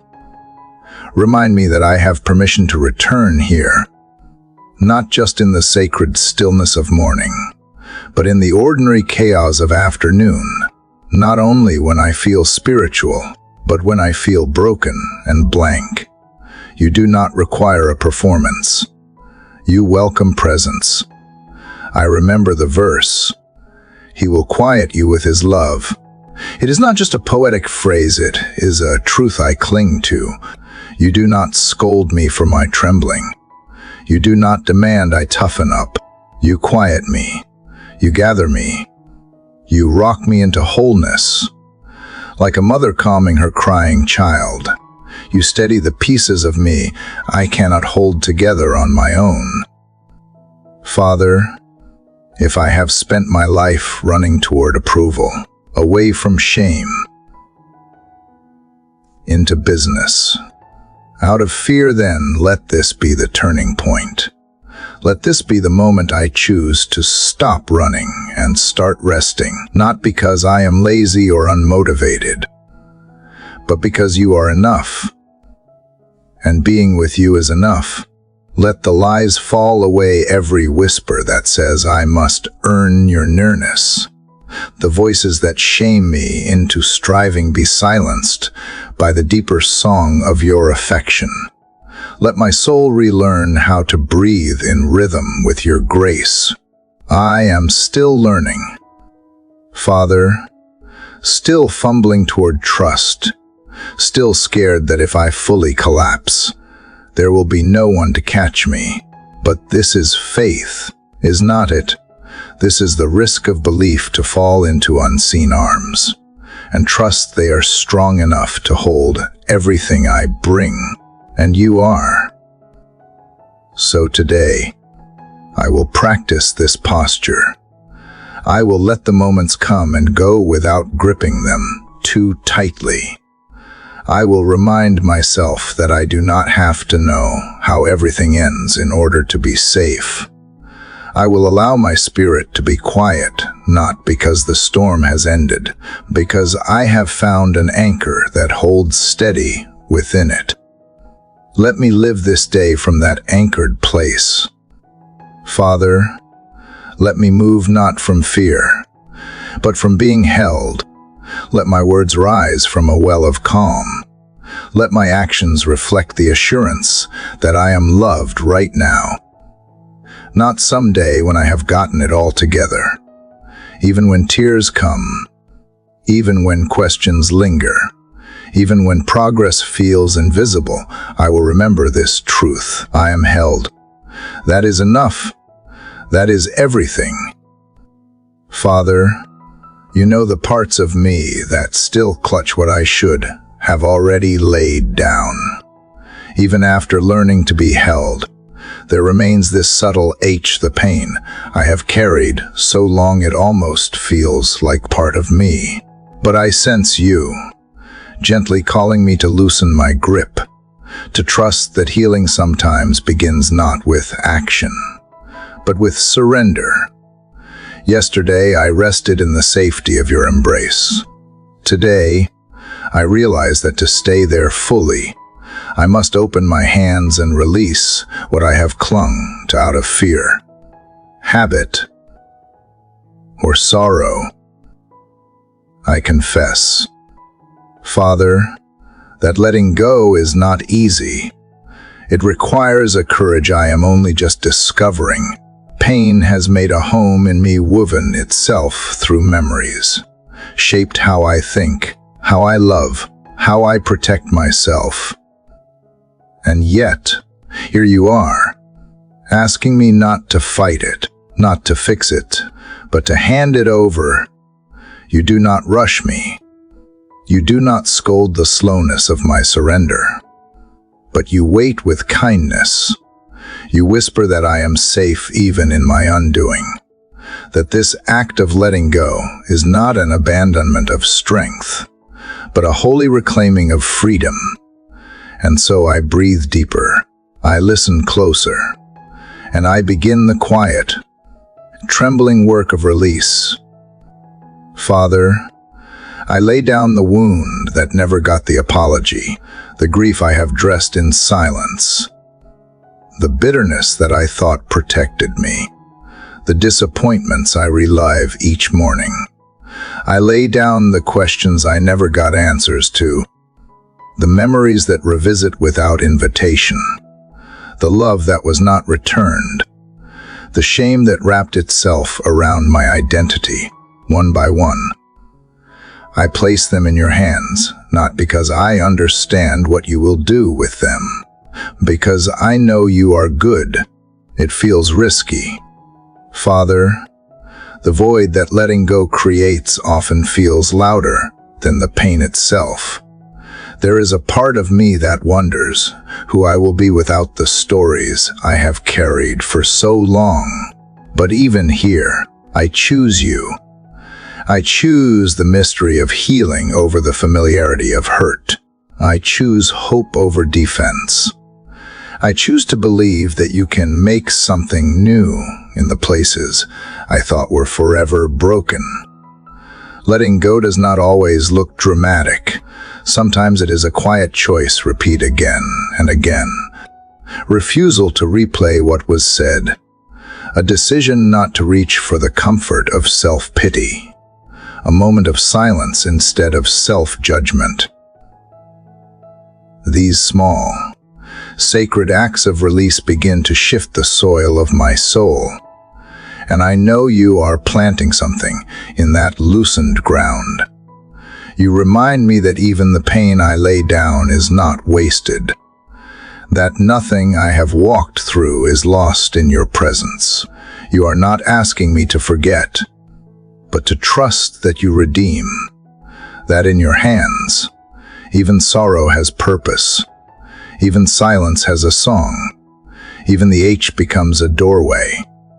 I remember the verse, Cast all your anxiety on him, because he cares for you.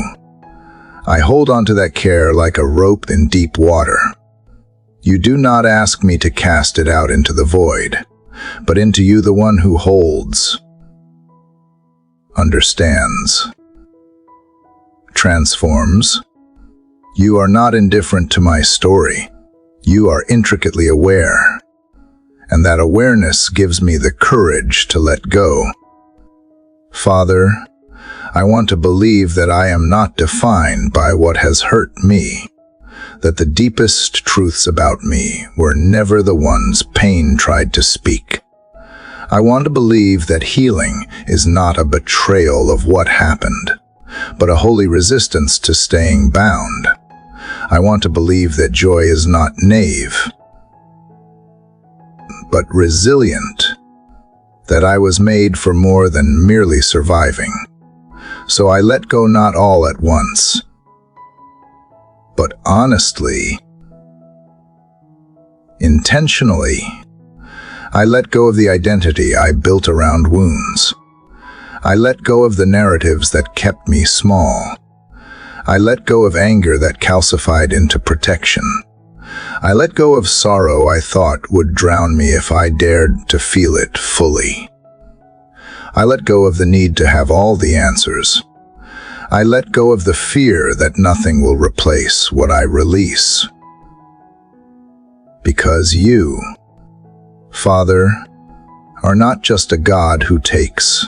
You are a God who restores. Let this letting go make space in me for peace, for gentleness, for dreams I thought I would buried. Let it soften what has hardened, tender what has been defensive, and awaken what was asleep. Let it prepare me for the kind of life that is not shackled to the past, but anchored in grace. Let it teach me that even when my heart trembles, I am not without hope. And when I feel the impulse to reach back, to reclaim what I laid down, remind me of this moment, this sacred exchange, this invitation to trust, to believe that you hold not only me, but all I entrust to you. Every wound, every tear, every whisper of release. Father, there is a quiet that follows release, a sacred stillness I never noticed before. I feel it now, wrapping softly around my morning like a warm shawl after the storm. It does not demand, it does not rush. It simply arrives once the weight has fallen from my shoulders, once I have unclenched my grip and laid the hurt bare in your hands. I think this is what it means to surrender, not as defeat, but as the moment I no longer try to control what was never mine to hold. Yesterday, the tears fell freely. Today, they do not because the pain has vanished, but because it has found somewhere safe to rest. It rests in you, Father, and in that resting place I find this stillness. It is not the kind that numbs or silences what is real. It is the kind that listens without judgment, the kind that watches over broken things without rushing them to mend. It is the kind of stillness that does not need to fix, but only to be with. This is new to me. Father, I have always equated stillness with inaction, with passivity, but I realize now it is a kind of deep knowing, a reverent waiting. The silence after the rain does not mean the sky is empty. It means the storm has passed and the earth can now breathe. And I, too, breathe again, slowly, deeply. Not because everything has been answered, but because I trust that you are here, in the hush, in the inhale, in the unseen space between my prayers. Father, I confess that I have feared surrender for so long. I thought it would leave me exposed, powerless, vulnerable to whatever darkness would take advantage of my letting go. But what I have discovered is something completely different. In surrender, I have found shelter. In laying down my weapons, I have uncovered your wings. In stepping back, I have found you already leaning forward, already close, already holding what I was afraid to face alone. There is a rhythm in this stillness, almost like a heartbeat beneath everything. I do not know how to explain it except to say it feels holy, sacred, familiar, even though I have forgotten it for so long. Perhaps this is what the psalmist meant when he wrote, "Be still and know that I am God." That knowing does not come in thunder, but in the pause between echoes. It does not scream. It whispers through leaves. It hums in the spaces I used to rush through. I sit here, Father, no longer desperate to speak first, no longer frantic for answers. I just want to remain in this quiet. I want to learn how to stay here longer, to stretch out my soul like hands toward firelight, and let your warmth seep into every place that once shivered in fear. I do not need to be filled with words. I only need to be present, present to you, present to myself, present to this moment you have made sacred by your nearness. And I realize something. Father, in the stillness, I finally hear things I never noticed when I was rushing to fix or fleeing to forget. I hear my own heartbeat. I hear the creak of the floor as I shift. I hear the birds beginning their soft songs outside my window.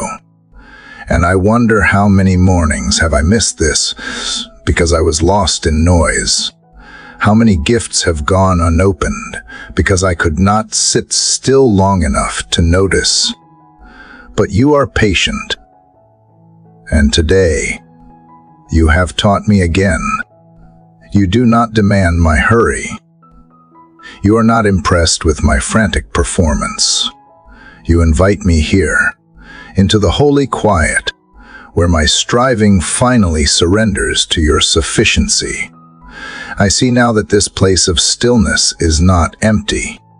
It is filled with grace, with gentle strength, with the kind of presence that cannot be faked or forced. Thank you, Father, for not leaving me in the chaos.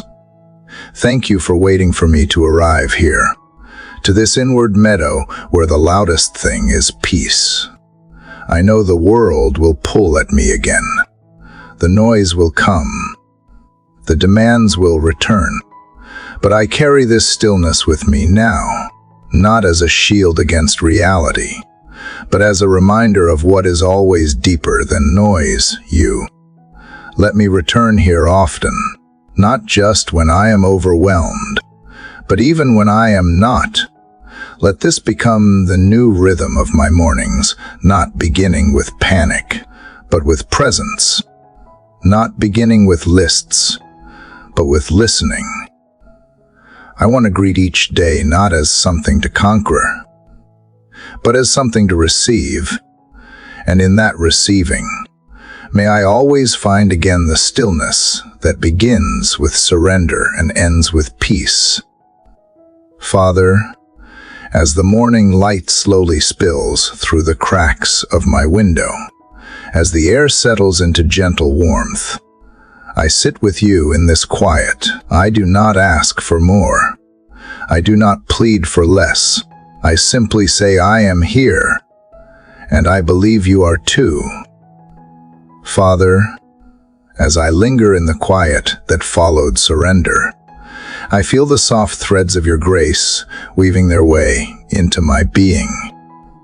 Just as the stillness taught me how to be present, your grace teaches me how to rise not with urgency, but with a steady gentleness that lifts me from within. I thought surrender would leave me empty, but instead, I find myself slowly filling with a strength I did not know I needed, one that does not roar but whispers, one that does not force but invites. Father, your grace is not loud. It does not strike like lightning, nor does it arrive in waves that crash against my soul.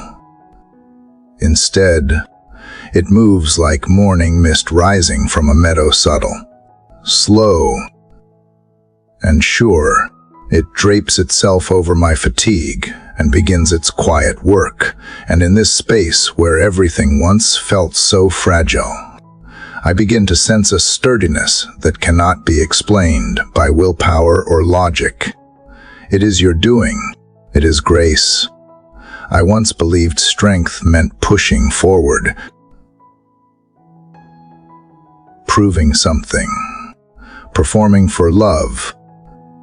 But now, through grace, I understand that true strength can be quiet. True strength allows room for weakness. It is found not in the clenched fist, but in the open hand, not in the thunder of certainty, but in the silence of trust. Grace meets me where striving fails. It cradles what shame once scorned. It restores the parts of me I thought were too broken to name. Father, I thank you that your grace is not transactional. It does not wait for me to be enough. It meets me where I am and whispers, "You already are loved. I have fallen." And grace does not lecture me. I have doubted. And grace does not punish me. I have closed my heart, and grace patiently knocks, not demanding, not condemning, only offering. And the more I open to it, the more I realize grace is not a concept but a presence, not a principle but a person, not an idea but an embrace. Your grace, Father, is the space between fear and courage. It is the bridge that carries me from shame to restoration, and I feel it now. To deep my bones, a soft but undeniable current pulling me gently forward, even when I feel too tired to move. I used to think you required my energy, my strength, my performance. But grace teaches me that you require only my heart, my willingness to be held, to be loved, to be made whole again, little by little. Father, let me not resist this grace. Let me not brush it aside as too tender, too inefficient for the demands of life.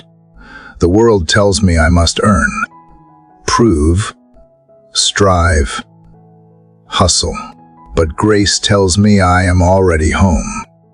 It reminds me that I do not heal by trying harder, but by resting deeper in you. Let this grace become the rhythm of my breath, the tone of my thoughts, the posture of my heart.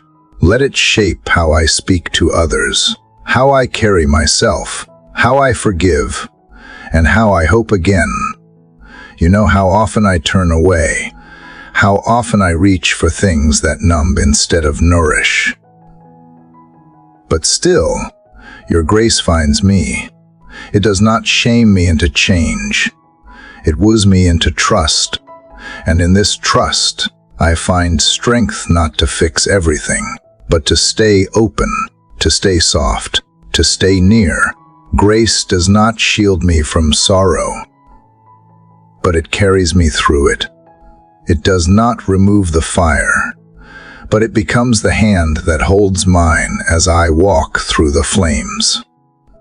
Father, today I ask for more of this grace, not because I have earned it, but because I need it. In the moments when I snap in frustration, whisper in worry, H in loneliness, let grace flood in like sunlight through a window I forgot to open. Let it wash over the places I still hide. Let it soak into the weary corners of my soul. Let it become the language of my prayers and the lens through which I see others. Let me not just receive grace, but become gracious in the way I move through the world. And when I forget, because I will remind me gently, when I strive again, whisper softly, let go when I judge myself too harshly.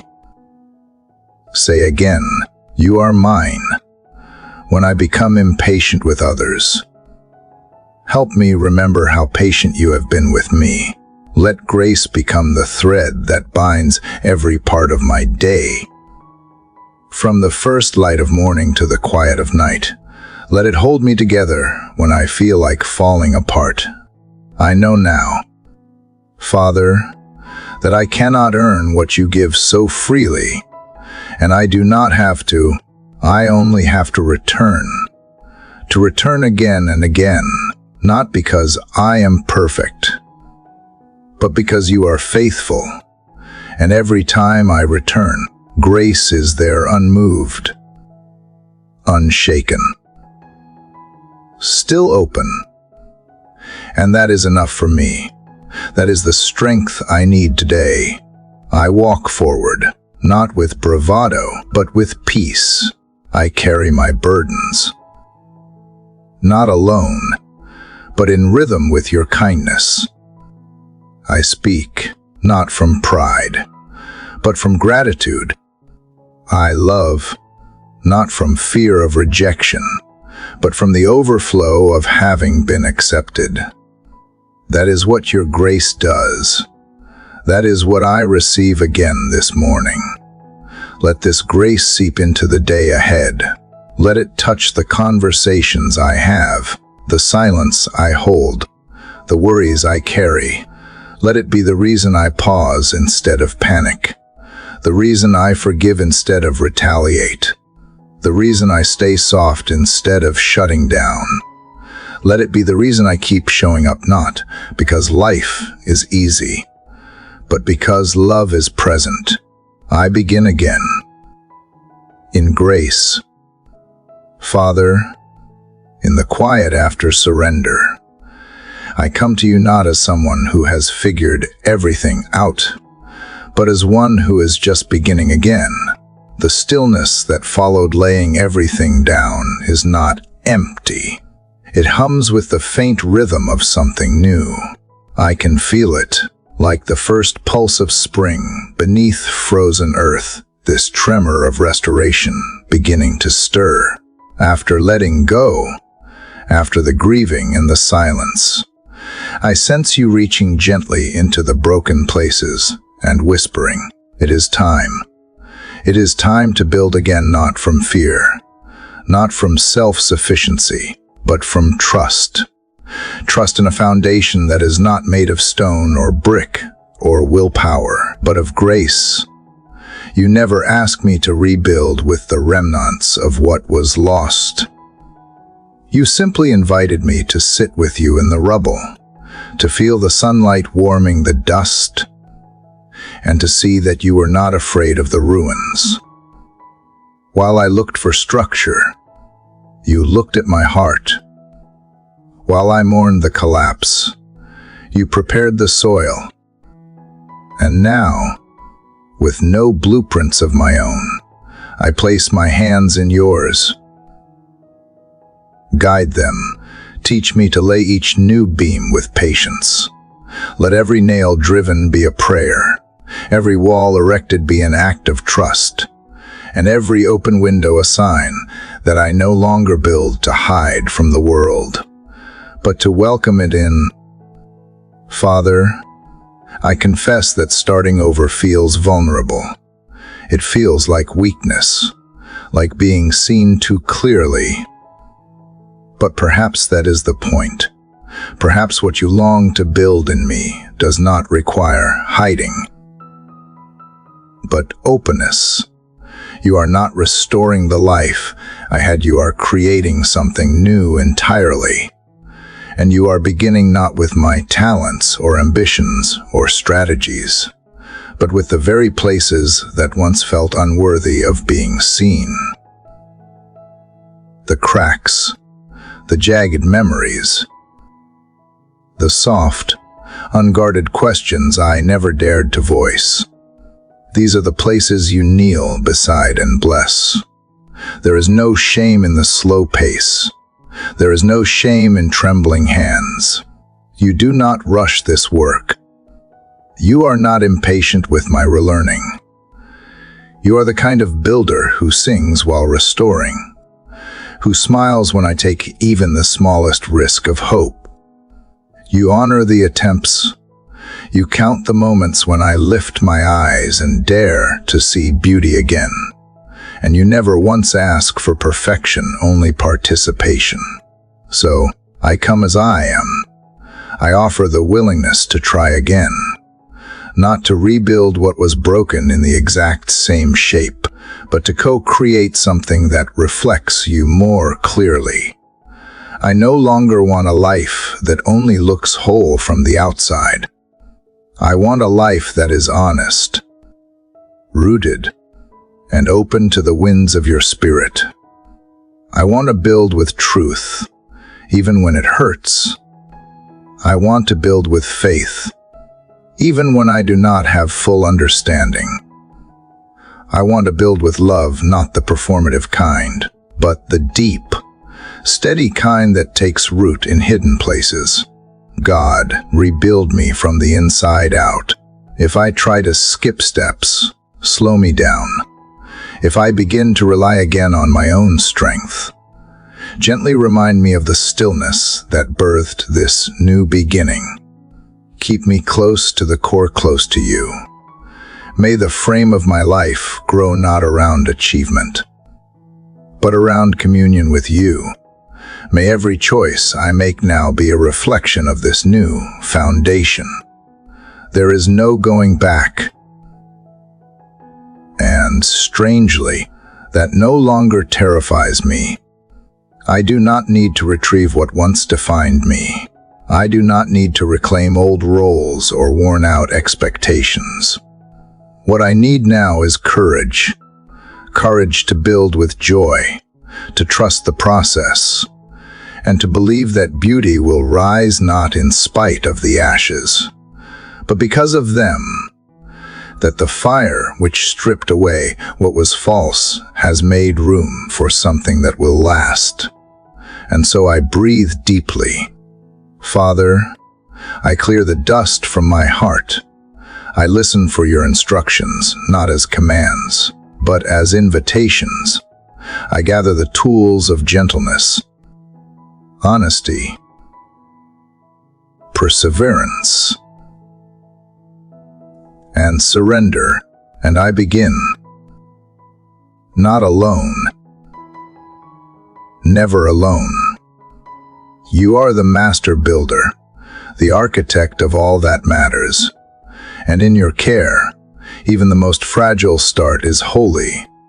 Let every corner of this new inner home echo with your presence. Let it be filled not with noise, but with peace, not with clutter, but with clarity. Let it be simple, sacred, and spacious enough to hold joy, to receive others, and to grow. This is the work I commit to today. Not performing, not impressing, not protecting my old self, but building a life where I can live fully loved, fully known, and fully surrendered. A life where grace is not just the foundation, but the material of every beam and every breath. A life where, even in construction, even in the unfinishedness, I can rest in you. Let this be my rhythm. Rise, receive, build, rise with humility, receive with gratitude, and build with courage. And if I grow weary, let me remember that you never tire. You never leave a project half done. What you begin, you finish. And even now, you are shaping things I cannot yet see. So I surrender to this sacred construction. I place my hands, my heart, and my hope in yours. And I take the next step not because I am confident in my skills, but because I am confident in your presence. This rebuilding will take time. It will take grace, but it will not be in vain, because you are in it, from the foundation to the rooftop, from the first whisper of morning to the final breath of night. And that is enough. Father, there are mornings when the sky feels mute, when even the soft rustle of leaves or the hum of life outside seems to quiet itself. It is in these moments that I stretch my soul wide open, itching to hear you, longing to feel your breath on my spirit. But all I meet is stillness. I sit in this silence, and the questions begin to surface quietly at first, then louder. Have you turned away? Have I wandered too far? Did my words disappear before reaching heaven's gate? But even in this silence, something in me cannot stop calling you Father, because somewhere deeper than doubt lies a thread of unbroken hope, woven through every silence and shadow. In this stillness, I remember the stories of those who walked through silence before me, Job, who cried out from the dust, and David, who poured out his psalms in the night. They knew the silence, too. They met it with tears, but they also kept speaking. And so, like them, I speak, even when no answer comes, not because I understand, but because I believe you are still listening. I believe your silence is not absence. I believe your quiet is not rejection. I believe the waiting is not wasted. Father, I am learning that silence can be a sacred space, where you invite me not to shout louder, but to listen deeper. Your word has taught me that even when the heavens seem still, you are nearer than breath. In Psalm 46:10, you said, "Be still, and know that I am God." These words do not demand performance, but invite presence. They do not require answers, but offer assurance. So here I am, Father, still, confused, yet open. Maybe your silence is not a punishment, but a pause to let my heart align with your heart, my desires with your wisdom. Maybe silence is the soil where roots grow deeper. Maybe this quiet is the hallway between one glory and the next. Father, I want to pretend this is easy. I want to mask my longing with shallow platitudes. I miss the warmth of your voice. I miss the certainty of your whisper guiding my steps. But if this is the season, I must walk by memory instead of sensation. Then help me remember rightly. Help me to recall the many times you moved mountains for me. Help me trace your fingerprints on yesterday's mercies. Help me carry the echo of your past faithfulness like a lamp into today's unknown. There is a kind of hollowness in trusting you when nothing makes sense. There is a deeper surrender when my prayers are met with silence.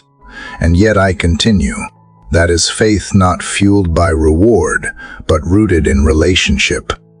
That is love that has matured beyond emotion into covenant. So here I am, Lord, not because I feel you, but because I have chosen you. not because I hear you, but because I trust that you are still speaking, even if not with words. I will not let the silence become separation. I will let it be a sanctuary. Father, give me strength to stay, not to strive, not to scramble, but simply to stay in the room, in the stillness, in the H. Let me rest in the unknowing. Let me worship with my questions. Let my silence become my song, because even if you never answered another prayer in the way I wanted, you have already given me yourself, and that is enough. Remind me again and again that my prayers do not disappear. They are gathered, held, and woven into your plan. Let this silence teach me to hear what only silence can reveal, the motives behind my requests, the truth behind my fears, the idols I have clung to unknowingly. Strip me of my need to control how you speak. Release me from the grip of expectation. Make room in me for the mystery of you, because you are not tame, not predictable, not boxed in by my timeline. And if you are silent, it is because something holy is being formed in the hush. Father, even in this stillness, I dare to believe you are working behind the veil, behind the clouds. Beyond what I can sense, you are present. You are not idle. You are not indifferent. I do not know what you are doing, but I believe you are doing something eternal. Maybe the silence is protecting me. Maybe it is preparing me. Maybe it is the womb of a breakthrough I cannot yet see. Help me wait with expectancy, not despair. Help me worship while I wait. This silence is not the end of the story. This pause is not the closing of the book. It is a chapter. And you are still the author. I surrender to this page. I give you my doubts without editing them. I bring you my fears without dressing them up in fake faith. I offer you my hollow prayers, trusting that even they are incense rising to heaven. I will not run away from this quiet.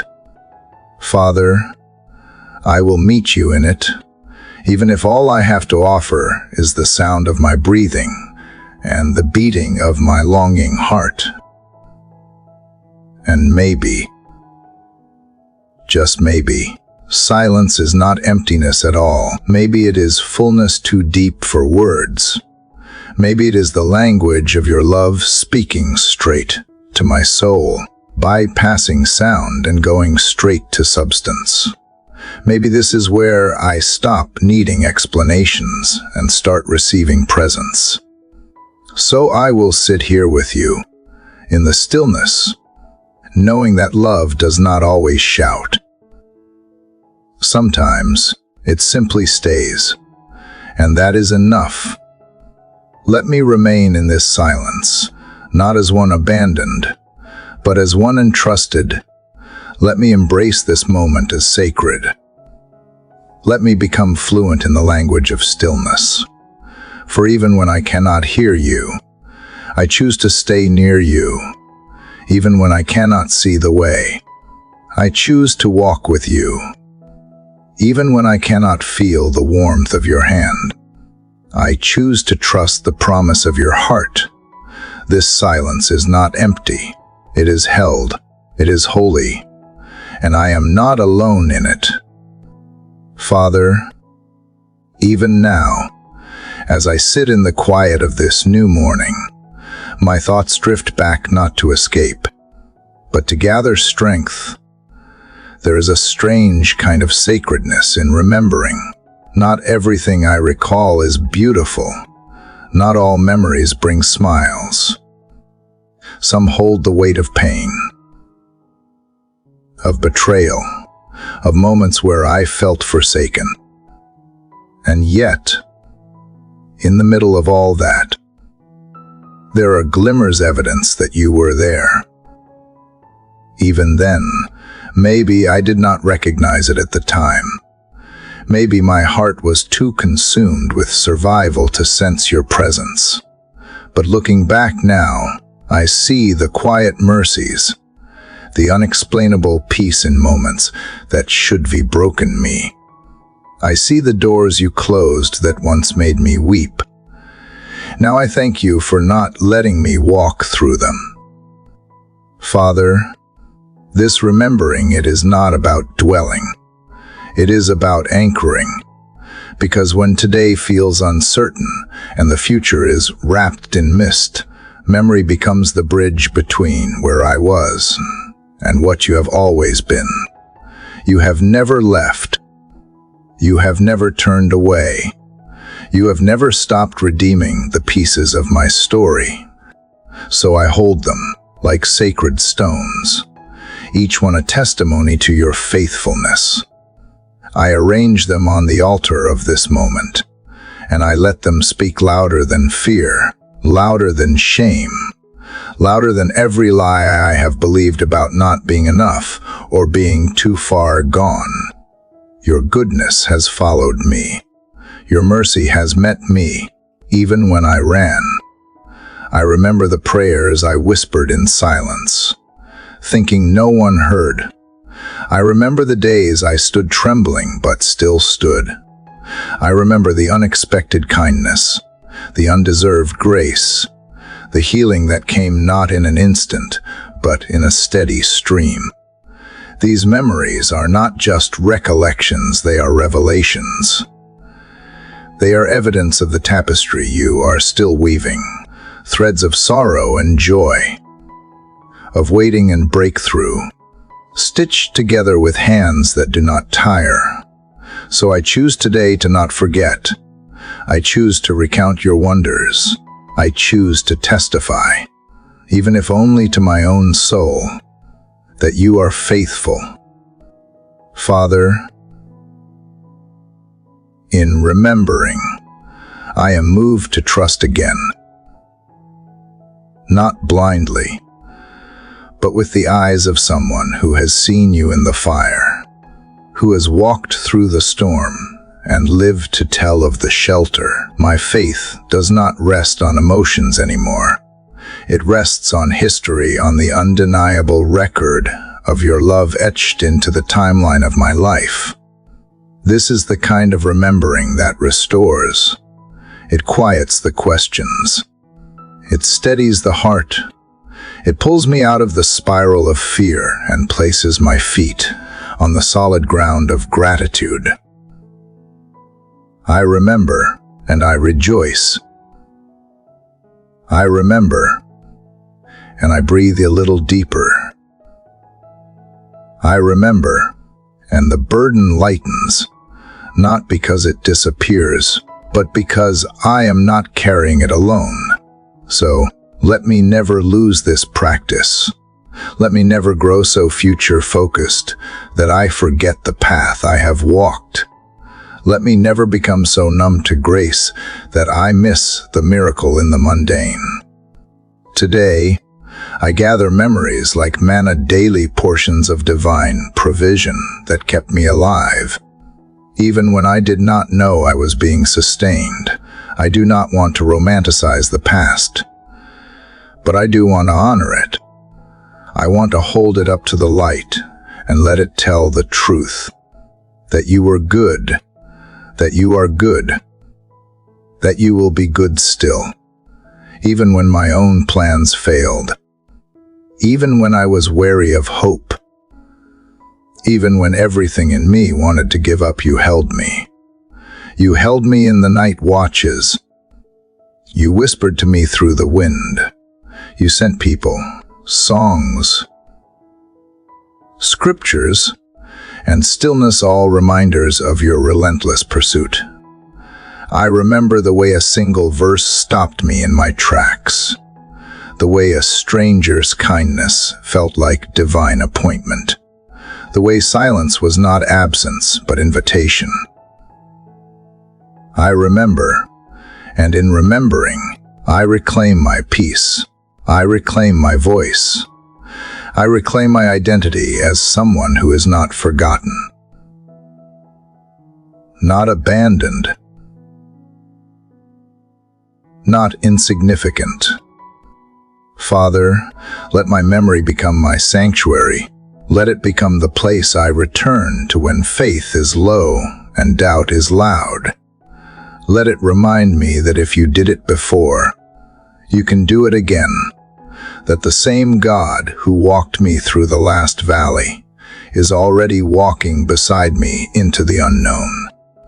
Let remembering be my rebellion against despair. Let it be the anthem I sing when my lips tremble. Let it be the fire that rekindles belief. You are not just the God of my past. You are the God of my present and the architect of my future. And as long as I can remember, I will praise, I will wait, I will keep walking. And when memory fades, as it sometimes does, remind me again. Remind me through the sunrise. Remind me through a friend's smile. Remind me through the ache that turns into wisdom. Remind me that every chapter has had your fingerprints, even the ones that were written in tears. You are the author and the finisher. You do not waste the pages. So I open my heart once more to your ongoing story. I rest in the truth that nothing is too broken to be beautiful, and no memory is beyond the reach of your redemption. Father, you who have walked with me through the winding halls of memory, who stirred the dust off forgotten blessings, so I could remember who I am and who you have always been now, I come to you in a different quiet. Not the silence of the past, but the hush that stretches before what has not yet come. This place is fragile. My heart trembles with the uncertainty of what tomorrow holds. I try to lean forward with faith, but sometimes the fog of not knowing feels too thick to pass through.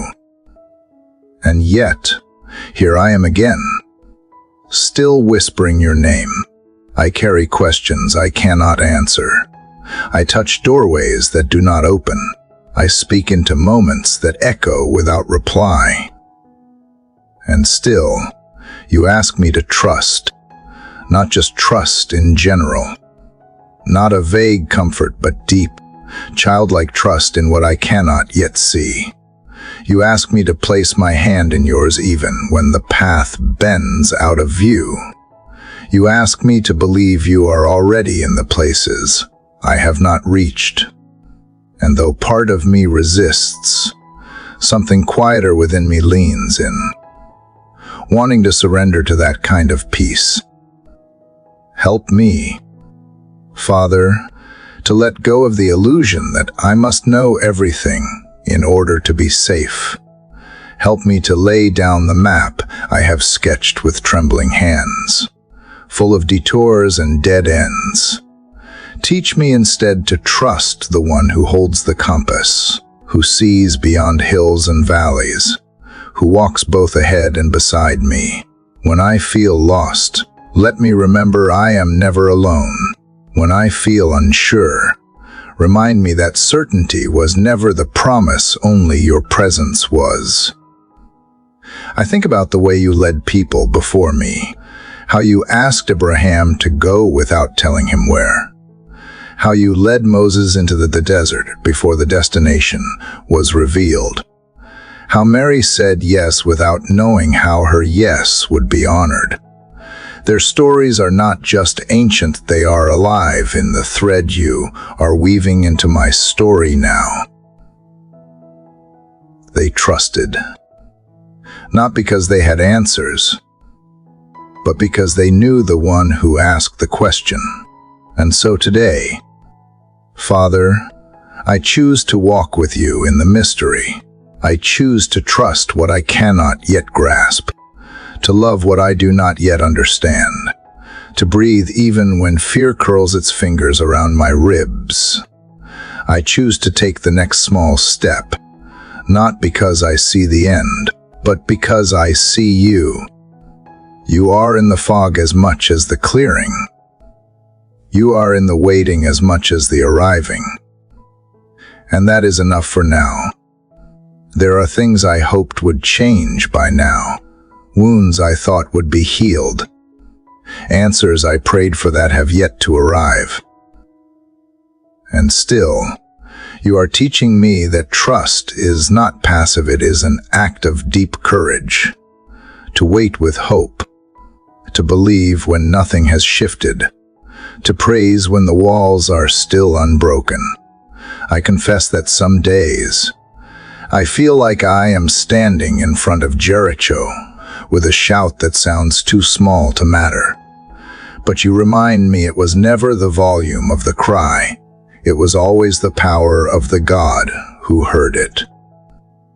Give me the courage to keep showing up, to keep waking up with my soul open, even if it feels raw, to say yes to a day I do not yet understand, to offer my little faith like loaves and fish, and watch you do what only you can.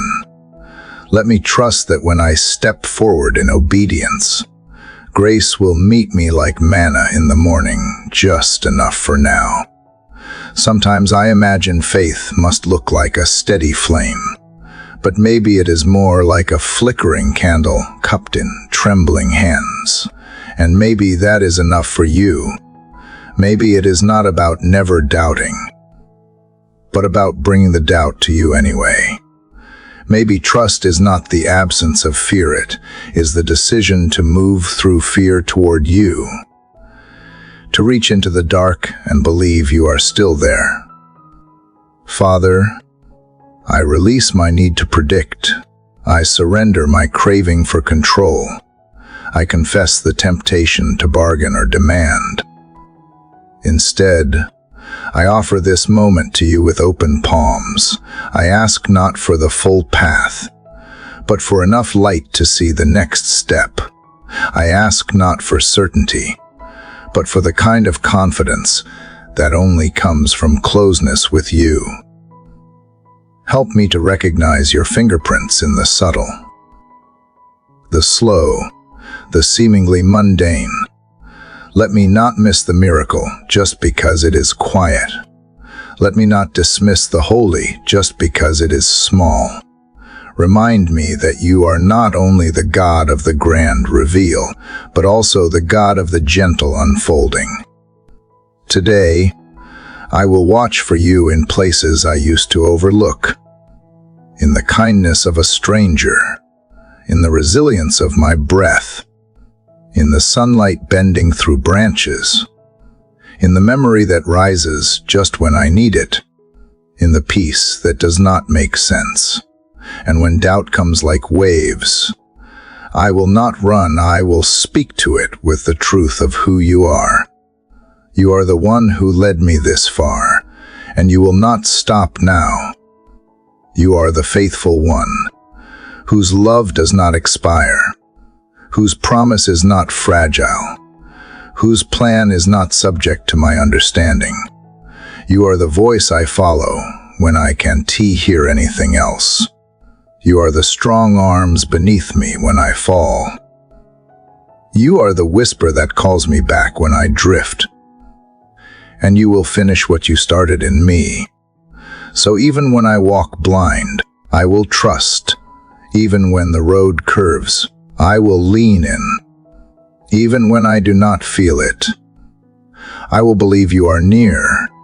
I do not walk by sight, I walk by faith. And that faith, however imperfect, is held by a perfect Father. Father, you know how tightly I have held onto the wounds I could not explain and the pain I did not know how to release. These sharp edges of memory have nestled into the quiet corners of my heart for so long that I almost believed they were part of me.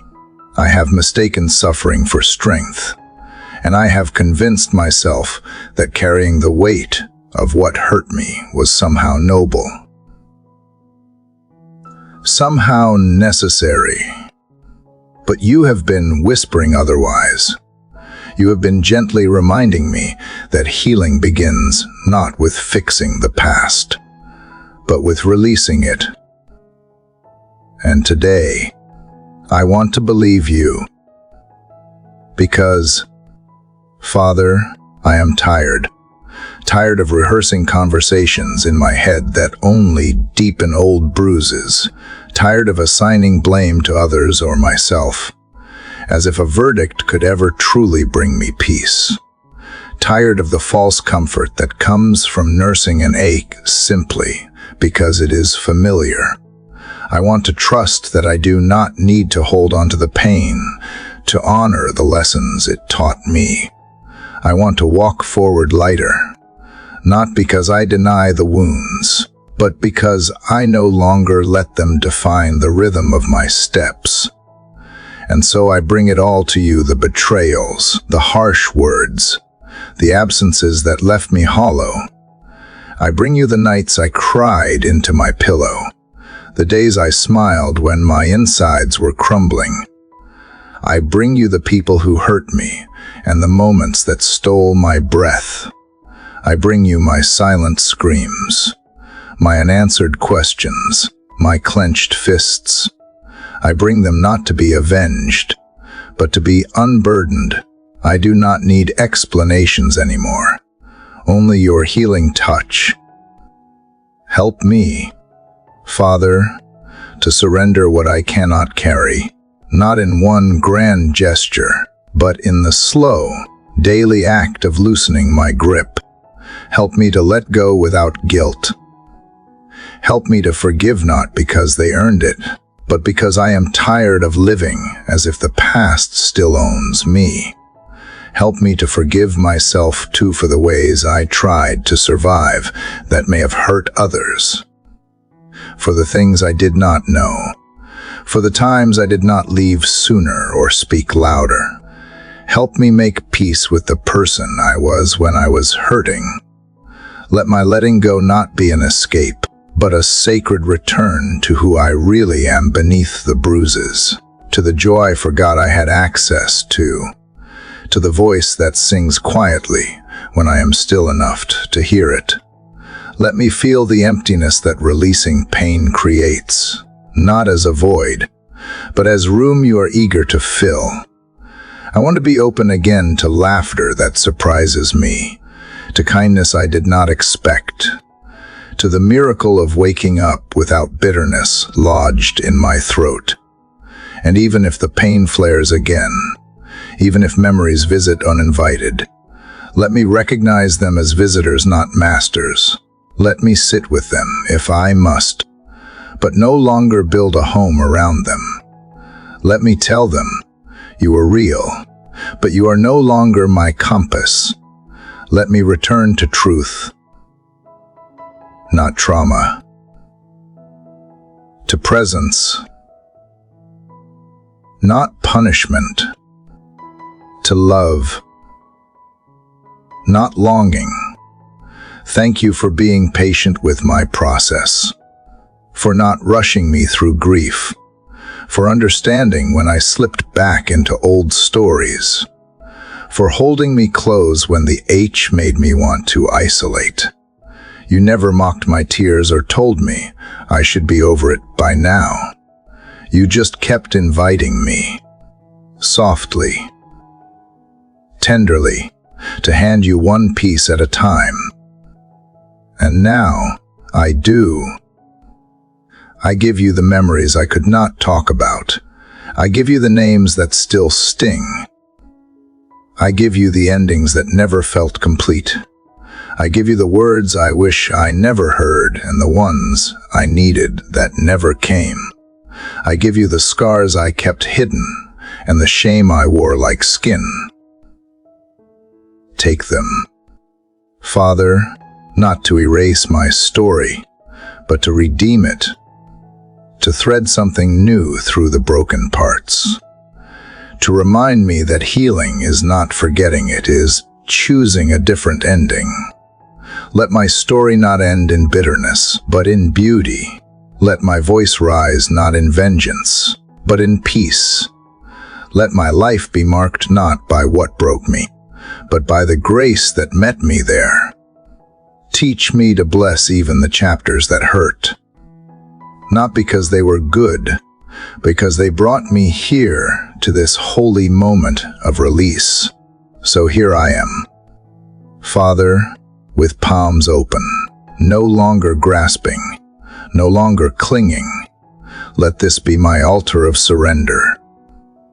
Let this be the beginning of breathing without H. Let this be the quiet revolution of choosing freedom over familiarity. Not because it is easy, but because you are trustworthy. And as the light of morning breaks across the horizon, I choose to believe that the sun rises in me too, not despite what I have walked through, but because of it. That this letting go is not an ending, but a return to myself. That I can be whole even if I have been wounded. That I can carry tenderness where there was once tension. That I can meet the day not with armor, but with openness. Let today be different. Let today be the first page of a chapter, not weighed down by yesterday.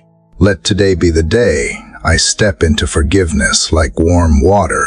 Let today be the day my heart unclenches and my soul begins to breathe again. Let today be a song I did not know I still had the voice to sing. Father, in the stillness that followed the letting go, I find myself exhaling differently, not just air, but memories, blame, and the weight of what once was. I feel lighter now, not because the hurt has vanished, but because I am no longer gripping it so tightly. You are beginning to occupy the places where pain used to rule. You are not rushing the healing, but you are not absent from it either. You are near, quietly, patiently, steadily doing what only you can do.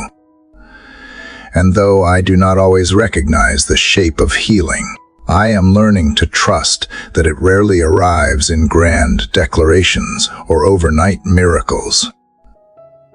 Sometimes, it is just waking up without that familiar H. Sometimes, it is walking past a memory and not feeling like it owns me anymore. Sometimes, it is crying without shame.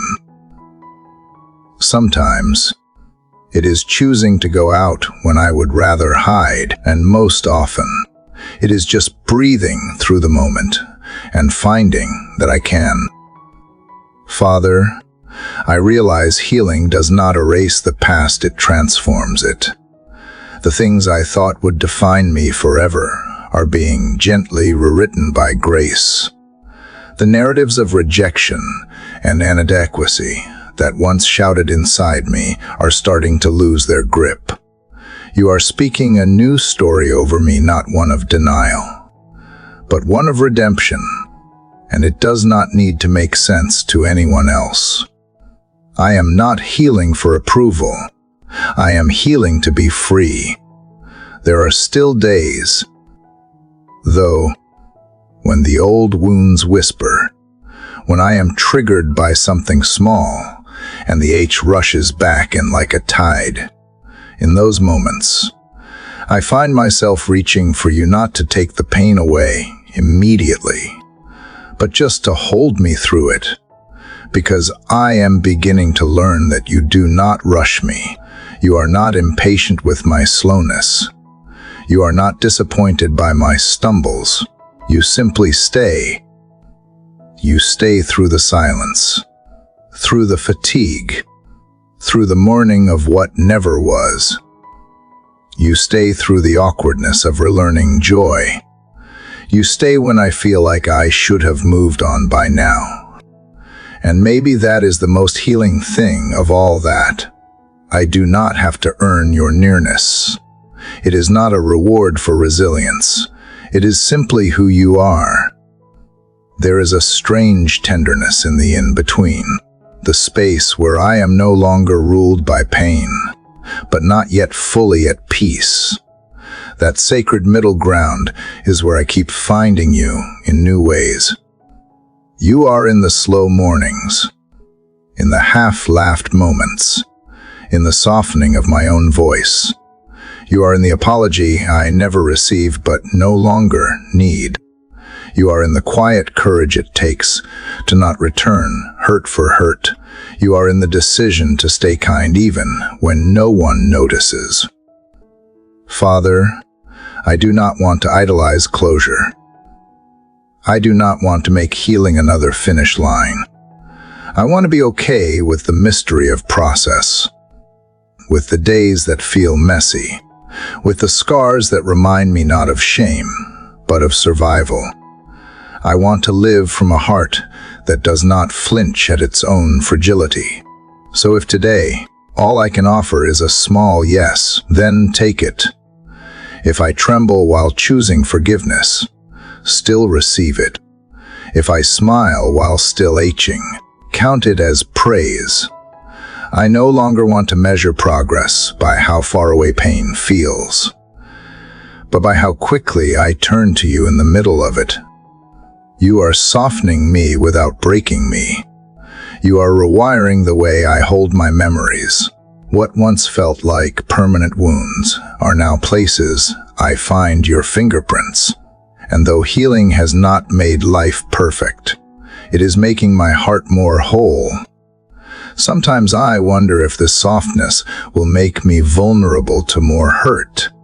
But even in that fear, you meet me with assurance. Not that I will never hurt again, but that I will never heal alone. You do not promise immunity, but intimacy. You do not promise painlessness, but presence. And somehow, that is enough. So today, I let the tears come when they need to. I let the laughter rise when it wants to. I let the silence sit with me without rushing to fill it. This is the rhythm of healing, not forced, not dramatic, but faithful. You have taught me that healing is not the absence of pain, but the restoration of hope.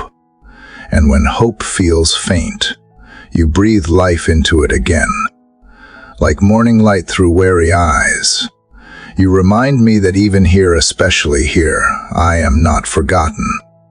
So I will not be ashamed of my pace. I will not compare my healing to another's. I will not rush the work you are doing beneath the surface. I will not try to prove that I am better now. I will simply keep showing up, one honest breath at a time. Father, you are not intimidated by my brokenness. You are not tired of my questions. You do not flinch at my doubts.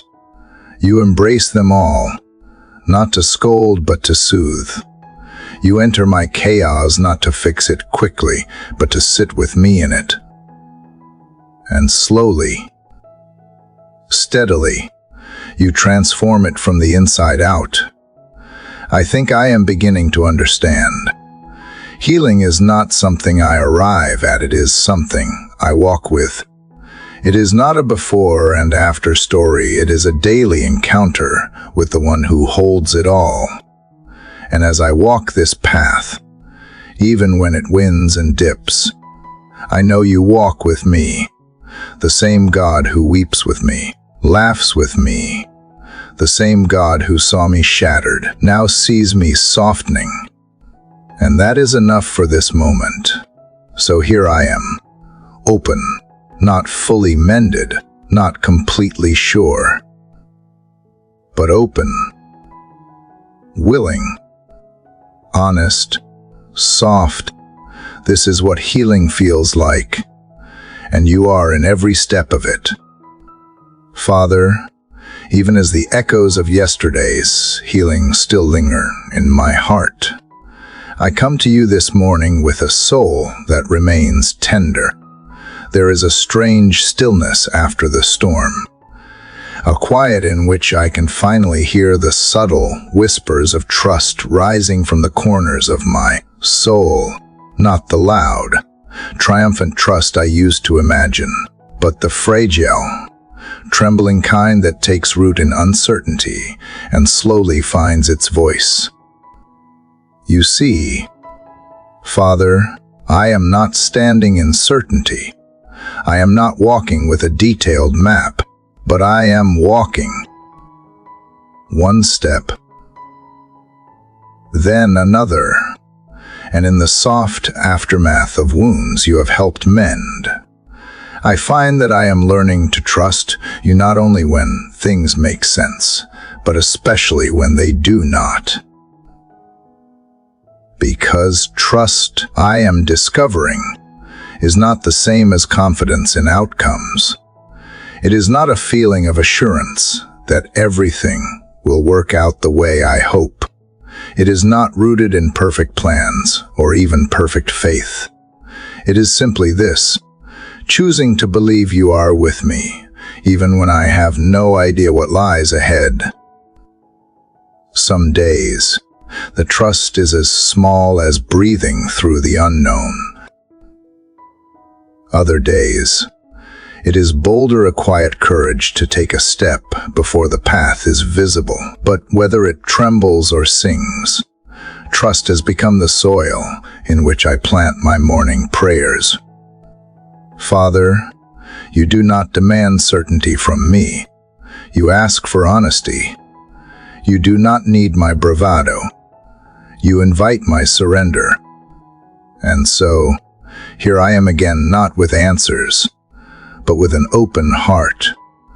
I do not know what this day will ask of me, or how I will respond to what it brings. But I know you already dwell in it. You have gone before me, and you are here beside me.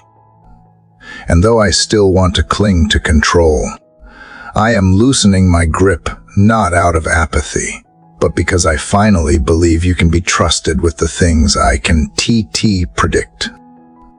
Father, teach me to trust you in the silence, the kind that stretches long and tempts me to fill it with worry. Teach me to trust you in the waiting, the kind that leaves me wondering if you have forgotten. Teach me to trust you in the ordinary, the kind of days that feel too small for miracles, but are sacred all the same. I used to think trust required constant strength, but now I see it as more about returning, coming back to you again and again, even when my faith feels clumsy, even when my emotions contradict my hope. You are not asking me to never fear. You are inviting me to keep bringing that fear to you. There are moments when I want signs, when I long for clarity written in the sky. But instead, you give me glimpses of kindness from a stranger, a verse that speaks directly to my heart, a breath of peace in the middle of restlessness. These are not dramatic answers, but they are enough. They are reminders that you are present, even when you seem quiet. Father, help me not to idolize understanding. Help me not to measure your goodness by how comfortable or predictable my life feels. Help me see that the unknown is not an enemy, but often the very space where faith grows wild and roots run deep. You are not a distant observer of my wandering. You are the guide who walks slowly with me, who does not rush my pace, who rejoices in every tiny step forward. You do not shame my questions. You welcome them, and in response, you offer not always answers, but yourself. This morning, I choose to stop rehearsing worst-case scenarios. I choose to stop pretending I can figure it all out. I choose to breathe deeper, to open my hands, to trust you with what I do not yet see. I trust you with the conversations I have been dreading. I trust you with the dreams that still feel out of reach. I trust you with the people I love and the fears I carry about their pain. I trust you with the next chapter I have not read yet. And when trust feels like too much, I trust you to carry me until I can walk again. You have shown me that trust is not passive, it is an act of deep resistance against the anxiety that wants to rule my mind. Trust is a declaration that even here, in the fog, I am held by someone who sees beyond it. So I want to demand a blueprint today. I will seek your voice instead. I want to try to rush ahead. I will walk slowly, listening for the quiet nudges. I want to pretend to have peace all figured out. I will rest in yours. And as I move through the hours ahead, I will return again and again to this quiet truth. You are trustworthy, not because you always do what I want, but because you always remain who you are. Constant, kind, present. This trust does not always feel like triumph. Sometimes it feels like letting go while still afraid. Sometimes it feels like showing up without answers. Sometimes it feels like resting when I think I should be solving. But even in that, it is sacred, because every act of trust, no matter how small, draws me nearer to you. So here I am. Father, uncertain, but not alone.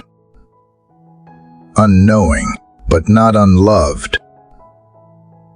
Unfinished, but not abandoned. I bring my wondering, my waiting, my wariness. I bring my hope, too small as it may be, and I place them all in your hands again, trusting not in perfect outcomes, but in the perfect nearness of your love. Father, in the quiet hours of this morning, as the world still stretches in silence, I come to you with a heart that is listening. The days behind me have been filled with the tender labor of letting go, loosening my grip on the things that once held me in pain. And now, having unclenched my fists, I find my hands open, ready to receive. Not always ready for answers, but ready for you. Yesterday's prayer still echoes within me like a gentle refrain. The H of release, the sting of surrender, the tremble of trust, all of it has softened into a hush, a place where I no longer need to demand, no longer strive to control, but instead lean into your wisdom. I do not claim to understand the shape of your plans, but I am learning to trust the sound of your voice when it calls me toward the next right step. Wisdom, I am beginning to see, is not the same as certainty. It does not always remove confusion, nor does it banish fear like a storm calms the sea. Instead, it speaks in whispers in the still, small voice that nudges gently rather than commands loudly. It calls me to pay attention, to notice the patterns, the timing, the pauses you weave into my days. It asks me to wait when I would rather act, to move when I feel afraid, to forgive when I am tempted, to protect my heart behind walls. I remember now how many times I have chased after the loudest answers, thinking that noise meant truth and urgency meant importance. But you, Father, are never in the rush. You are not threatened by silence, not moved by pressure. Your wisdom unfolds like dawn quiet, steady, patient. It does not knock me over. It gently awakens me. This morning, I confess that I have often mistaken knowledge for wisdom, information for insight. I have been quick to Google but slow to pray, quick to speak but slow to listen. I have looked to others to validate my path before I have paused to ask if it aligns with yours. But even in my missteps, you do not shame me. You teach. You wait. You whisper again. Teach me to love your silence, not because it is void, but because it is full of holy waiting. Let me learn to rest in the gap between question and answer without rushing to fill it with my own assumptions. Let me sit in the tension of not knowing and still believe I am known. That you are with me, that your wisdom is not withheld, but revealed in time, like fruit ripening on the branch. Never forced, never early, always in season. Father, when I am tempted to act from fear, speak wisdom into that space. When I am seduced by bitterness masquerading as self-protection, whisper mercy. When I lean toward striving, remind me that rest is often the holiest act of faith. When I ache to be understood, but feel alone in my convictions, show me the quiet dignity of walking with you even when others do not see. Your wisdom is not a prize for the clever, but a gift for the willing. It is not for the powerful, but the surrendered. It finds its home in hearts that bow low and ears that lean in. So I lean in now, not demanding a roadmap, but longing for a compass, not asking for guarantees, but trusting your gentle direction. In this season, I sense you inviting me into a deeper kind of listening, not to the noise of the world, but to the rhythms of grace, not to the demands of the crowd, but to the soft breath of your spirit. I want to be a person who walks slowly enough to catch the wisdom hidden in ordinary moments, the insight that comes in the folding of laundry, the stillness before a meeting, the long pause before a reply. I want to be shaped by the wisdom that kneels to wash feet before it ever tries to win arguments. The kind of wisdom that waits in gardens and weeps before tomes and whispers resurrection when all hope seems lost. Today, I ask not for the kind of wisdom that wins, but the kind that transforms, not the kind that makes me look strong, but the kind that makes me more loving, not the kind that proves others wrong, but the kind that helps me stay humble in the mystery of it all. I want the wisdom that listens more than it speaks, that holds space for grief without fixing it, that honors the slow work of your spirit without rushing ahead. Even as I speak these words, I feel my own resistance softening. I feel the pull to fix everything lifting. I feel the space within me widening, ready to receive, to wait, to be taught. There is no rush here, only presence, only trust, only the assurance that I do not have to have all the answers to be held by the one who does. So lead me, Father, into wisdom that looks like gentleness, sounds like kindness, and tastes like grace. Lead me away from harsh certainty and toward holy curiosity, away from prideful declarations and into silent reverence. Let your wisdom form me not into someone impressive, but into someone honest. Let it shape my relationships, my decisions, my priorities. my prayers.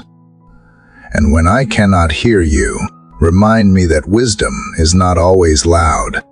It comes in the space between breaths, in the patient unfolding of morning light, in the echo of your love steady through all my unknowing. Let me trust that even silence can speak when it is held in your hands. As I step into this day, I carry no certainty except this: you are with me, and you are enough. Your wisdom will meet me where I am, and shape me into who you know I can become. One moment, one decision, one whisper at a time. Father, as I rise again in this stillness before the world stirs, I find myself reaching not just for strength for today, but for memory rooted in you. It follows naturally from the quiet wisdom you whispered into my spirit yesterday, drawing me into a slower pace, a deeper posture of listening. Today, I continue walking gently with you, not by sight, but by sacred recollection. I need to remember not for nostalgia, but for nourishment. There is something holy in remembering. Not just the facts of my life, but the fingerprints of your presence upon them. The moments when I thought I had been abandoned, yet later saw that you had carried me. The prayers I once whispered in desperation, now answered in unexpected, quiet ways. I recall the kindness that found me in the dark, the grace that covered my missteps, the provision that arrived just in time. These are not just memories, they are anchors. This morning, I feel the pull to ground myself not in what might come, but in what has already been, in the goodness you have already shown, in the storms I have already survived, in the nights I once thought I would never escape. Now only shadows in the rearview of faith. Today, yes, strength is being drawn not from striving, but from remembering that you have never once left me alone in the valley. Sometimes I forget how far you have brought me. I forget the ways you have answered not just with solutions, but with transformation. I forget that even in the silence, you were weaving goodness, that even when doors closed, you were redrawing my path, that even in the ache of waiting, you were shaping my character. So today, I ask not for more signs, but for more remembrance, that I may see the evidence of you already written into the pages of my past. Father, help me hold close the stories that speak of your faithfulness, not just the big breakthroughs, but the subtle sustenance, the smile of a stranger when I needed comfort, the verse that landed at just the right moment, the embrace that dissolved a heaviness I could not name, the laugh that broke through tears, the silence that did not crush me, but instead became sacred space for your whisper. I remember how you met me when I had nothing to offer, how you loved me when I felt unlovable, how you waited for me when I had wandered. Your love was not dependent on my performance. You came near even when I was running away. And this morning, I remember to rest in that same truth, that I do not earn your closeness. I only need to return to awareness. You have been here all along. Teach me to cultivate remembrance as a discipline of hope. Let me revisit the moments when light cracked through the gloom, not to dwell in the past, but to draw courage for the present. Let those recollections not become monuments to my suffering, but markers of your presence. Let them become reminders that today is not unknown to you. even when it feels uncertain to me. When fear begins to cloud my vision, remind me of how you came through before. When loneliness threatens to overwhelm me, remind me of how you held me in past seasons. When doubt creeps in, bring to mind the quiet assurance you placed in my heart when I needed it most. When I question my worth, show me the moments when your love was undeniable. When I forget who I am, help me remember whose I am. Memory is not merely a personal archive. It is a portal to faith. It is the way my soul testifies to itself that you are good and you are near. So let today be a day not of new striving, but of sacred remembering. Let my steps be guided by gratitude for all that has come before, not anxiety for what lies ahead. Let me recall that your mercy was new every morning, not just this one. I choose to remember not only the victories, but the valleys, because it was there, in the aching quiet, that you taught me the most. That is where I learned to depend, to surrender, to trust. And if I am in a valley again, then I remember that you met me there before, and you will again. Let my memory also shape how I see others. Help me remember their goodness, to the grace they extended, the apologies they offered, the healing they brought into my life. Let me not be so quick to recall their failures and forget their faithfulness. Let my memory become a wellspring of compassion, not judgment, a source of connection, not division. And Father, as I remember, help me share, not to boast, but to bless. Let my testimony become someone else's encouragement. Let my stories of redemption remind others that you are still writing theirs.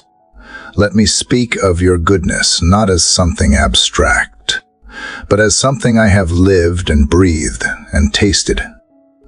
Even in my remembering, let me be shaped.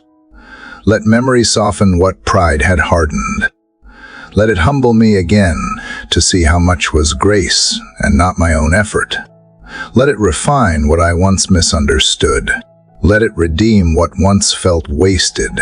Let it root me so deeply in your past faithfulness that I cannot help but trust your future promises. Today, I am not reaching for something new.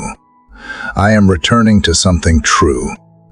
I am revisiting the sacred places of my story, where you showed up in ways I had not expected. I am holding those memories like smooth stones in my pocket, reminders of battles won and tears wiped and hope resurrected. I walk with them not to dwell in yesterday, but to draw strength for today. I remember you, Father, in the light, in the dark, in the quiet, in the chaos. You have always been. You are still here. And in remembering you, I find again that I am remembered, known, loved, held. Dear Heavenly Father, as this journey of morning prayers reaches its final breath, I come to you not with a conclusion, but with a heart wide open to what is still unfolding. My spirit feels the nearness of your presence, not as an ending, but as a quiet beginning and invitation to continue walking with you beyond this moment.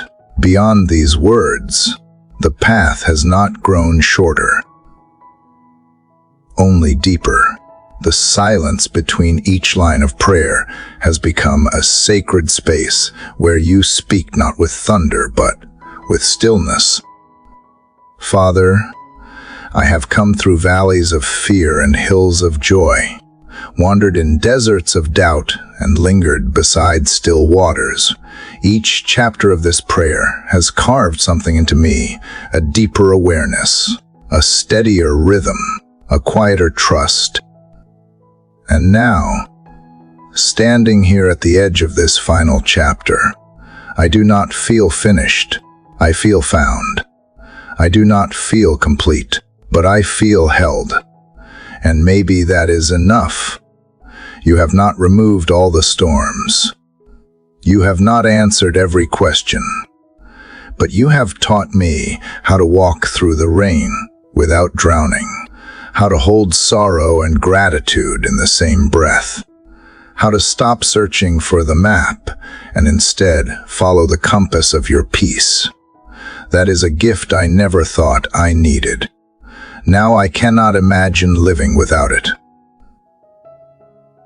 This morning, like all the others before it, is ordinary on the outside, but something has changed within me. The light outside my window feels softer, more personal. The coffee tastes more like grace than routine. The sound of birds is less background noise and more like a choir reminding me I am alive. These small things so easily missed have become sacred whispers of your nearness. I remember once fearing the quiet, thinking it meant abandonment. Now I know it can mean intimacy. I used to dread the stillness, assuming it reflected my emptiness. But now I see it as your canvas, where you paint trust one brush stroke at a time. There is no need to rush this day. There is no fear in what it may bring. For the one who crafted galaxies also holds this very moment in his hand. Father, I bring to you the quiet H that remains, the prayers still unanswered, the longings still tender, the questions still heavy. But I bring them not in desperation, but in surrender, not as demands, but as offerings. You are not a vending machine for my wants. You are the well from which I draw the courage to wait, to trust, to breathe in hope.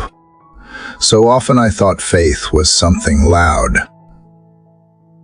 something big, something triumphant.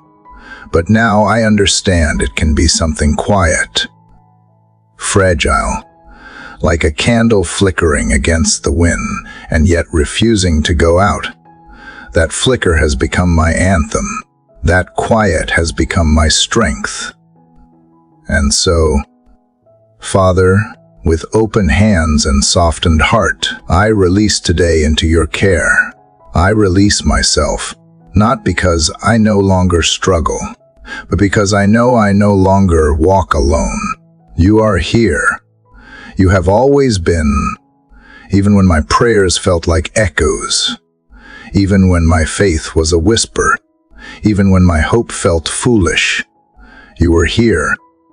If anyone listens to these words, may they feel the same gentle pull, not toward certainty, but toward you, not toward answers, but toward relationship, not toward performance, but toward presence. Let this be more than a prayer. Let it be a permission slip to feel deeply, to wrestle honestly, to hope anyway. Let them know that it is okay to not be okay, and it is still holy to show up with their mess. Let them know that healing does not always look like a miracle. Sometimes it looks like getting out of bed. Sometimes it looks like breathing through the H. Sometimes it looks like noticing a sunrise and remembering that light still finds a way in. May this final chapter not wrap things up, but break them open. May it not close the book, but open a door. Let the words settle like dew on the fields of someone's tired soul. Let them return when they are needed, not as commands, but as companions. Father, I am thankful for the quiet mornings, for the tears that watered truth, for the moments when I almost gave up but did not. I am thankful for every whisper that reminded me I was not alone, for every breath that carried peace, for every sunrise that broke through even the heaviest night. As I take the next step, may I carry this awareness with me, not as something fragile to protect, but as something strong enough to guide me. May I remember that I was never searching for you. I was only awakening to the reality that you were already here. Thank you for staying when I doubted. Thank you for whispering when I wanted to shout. Thank you for being patient when I wanted quick fixes. Thank you for teaching me to see beauty in the in-between. If this prayer has reached someone's heart, may it echo softly throughout their day. May it find them in the silence, in the chaos, in the longing. May it draw them not toward a performance of faith, but into the arms of love. May it remind them that they are known, they are seen, they are loved not someday, but now. To those who have walked this journey through all the chapters, thank you. Thank you for staying. Thank you for listening, not only with your ears, but with your spirit. You have made space for the sacred. You have turned time into a temple. Your presence here matters. If this journey has awakened something in you, share it. Share the words that touched you. Share the questions that stirred you. Share the moments that made you pause.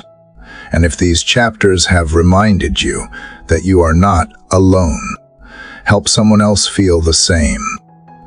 Subscribe to this channel. Let it be a well of living words, a place of refuge and renewal, a sanctuary for mourning hearts. Share the video with those whose souls are weary. Keep the fire of faith lit not with noise, but with presence, not with perfection, but with love. And as this final word lingers in the air, let it not be a farewell, but a blessing like a breeze that brushes your skin, like sunlight warming the horizon, like water flowing gently over stones. Let it be the beginning of something quiet and sacred and alive,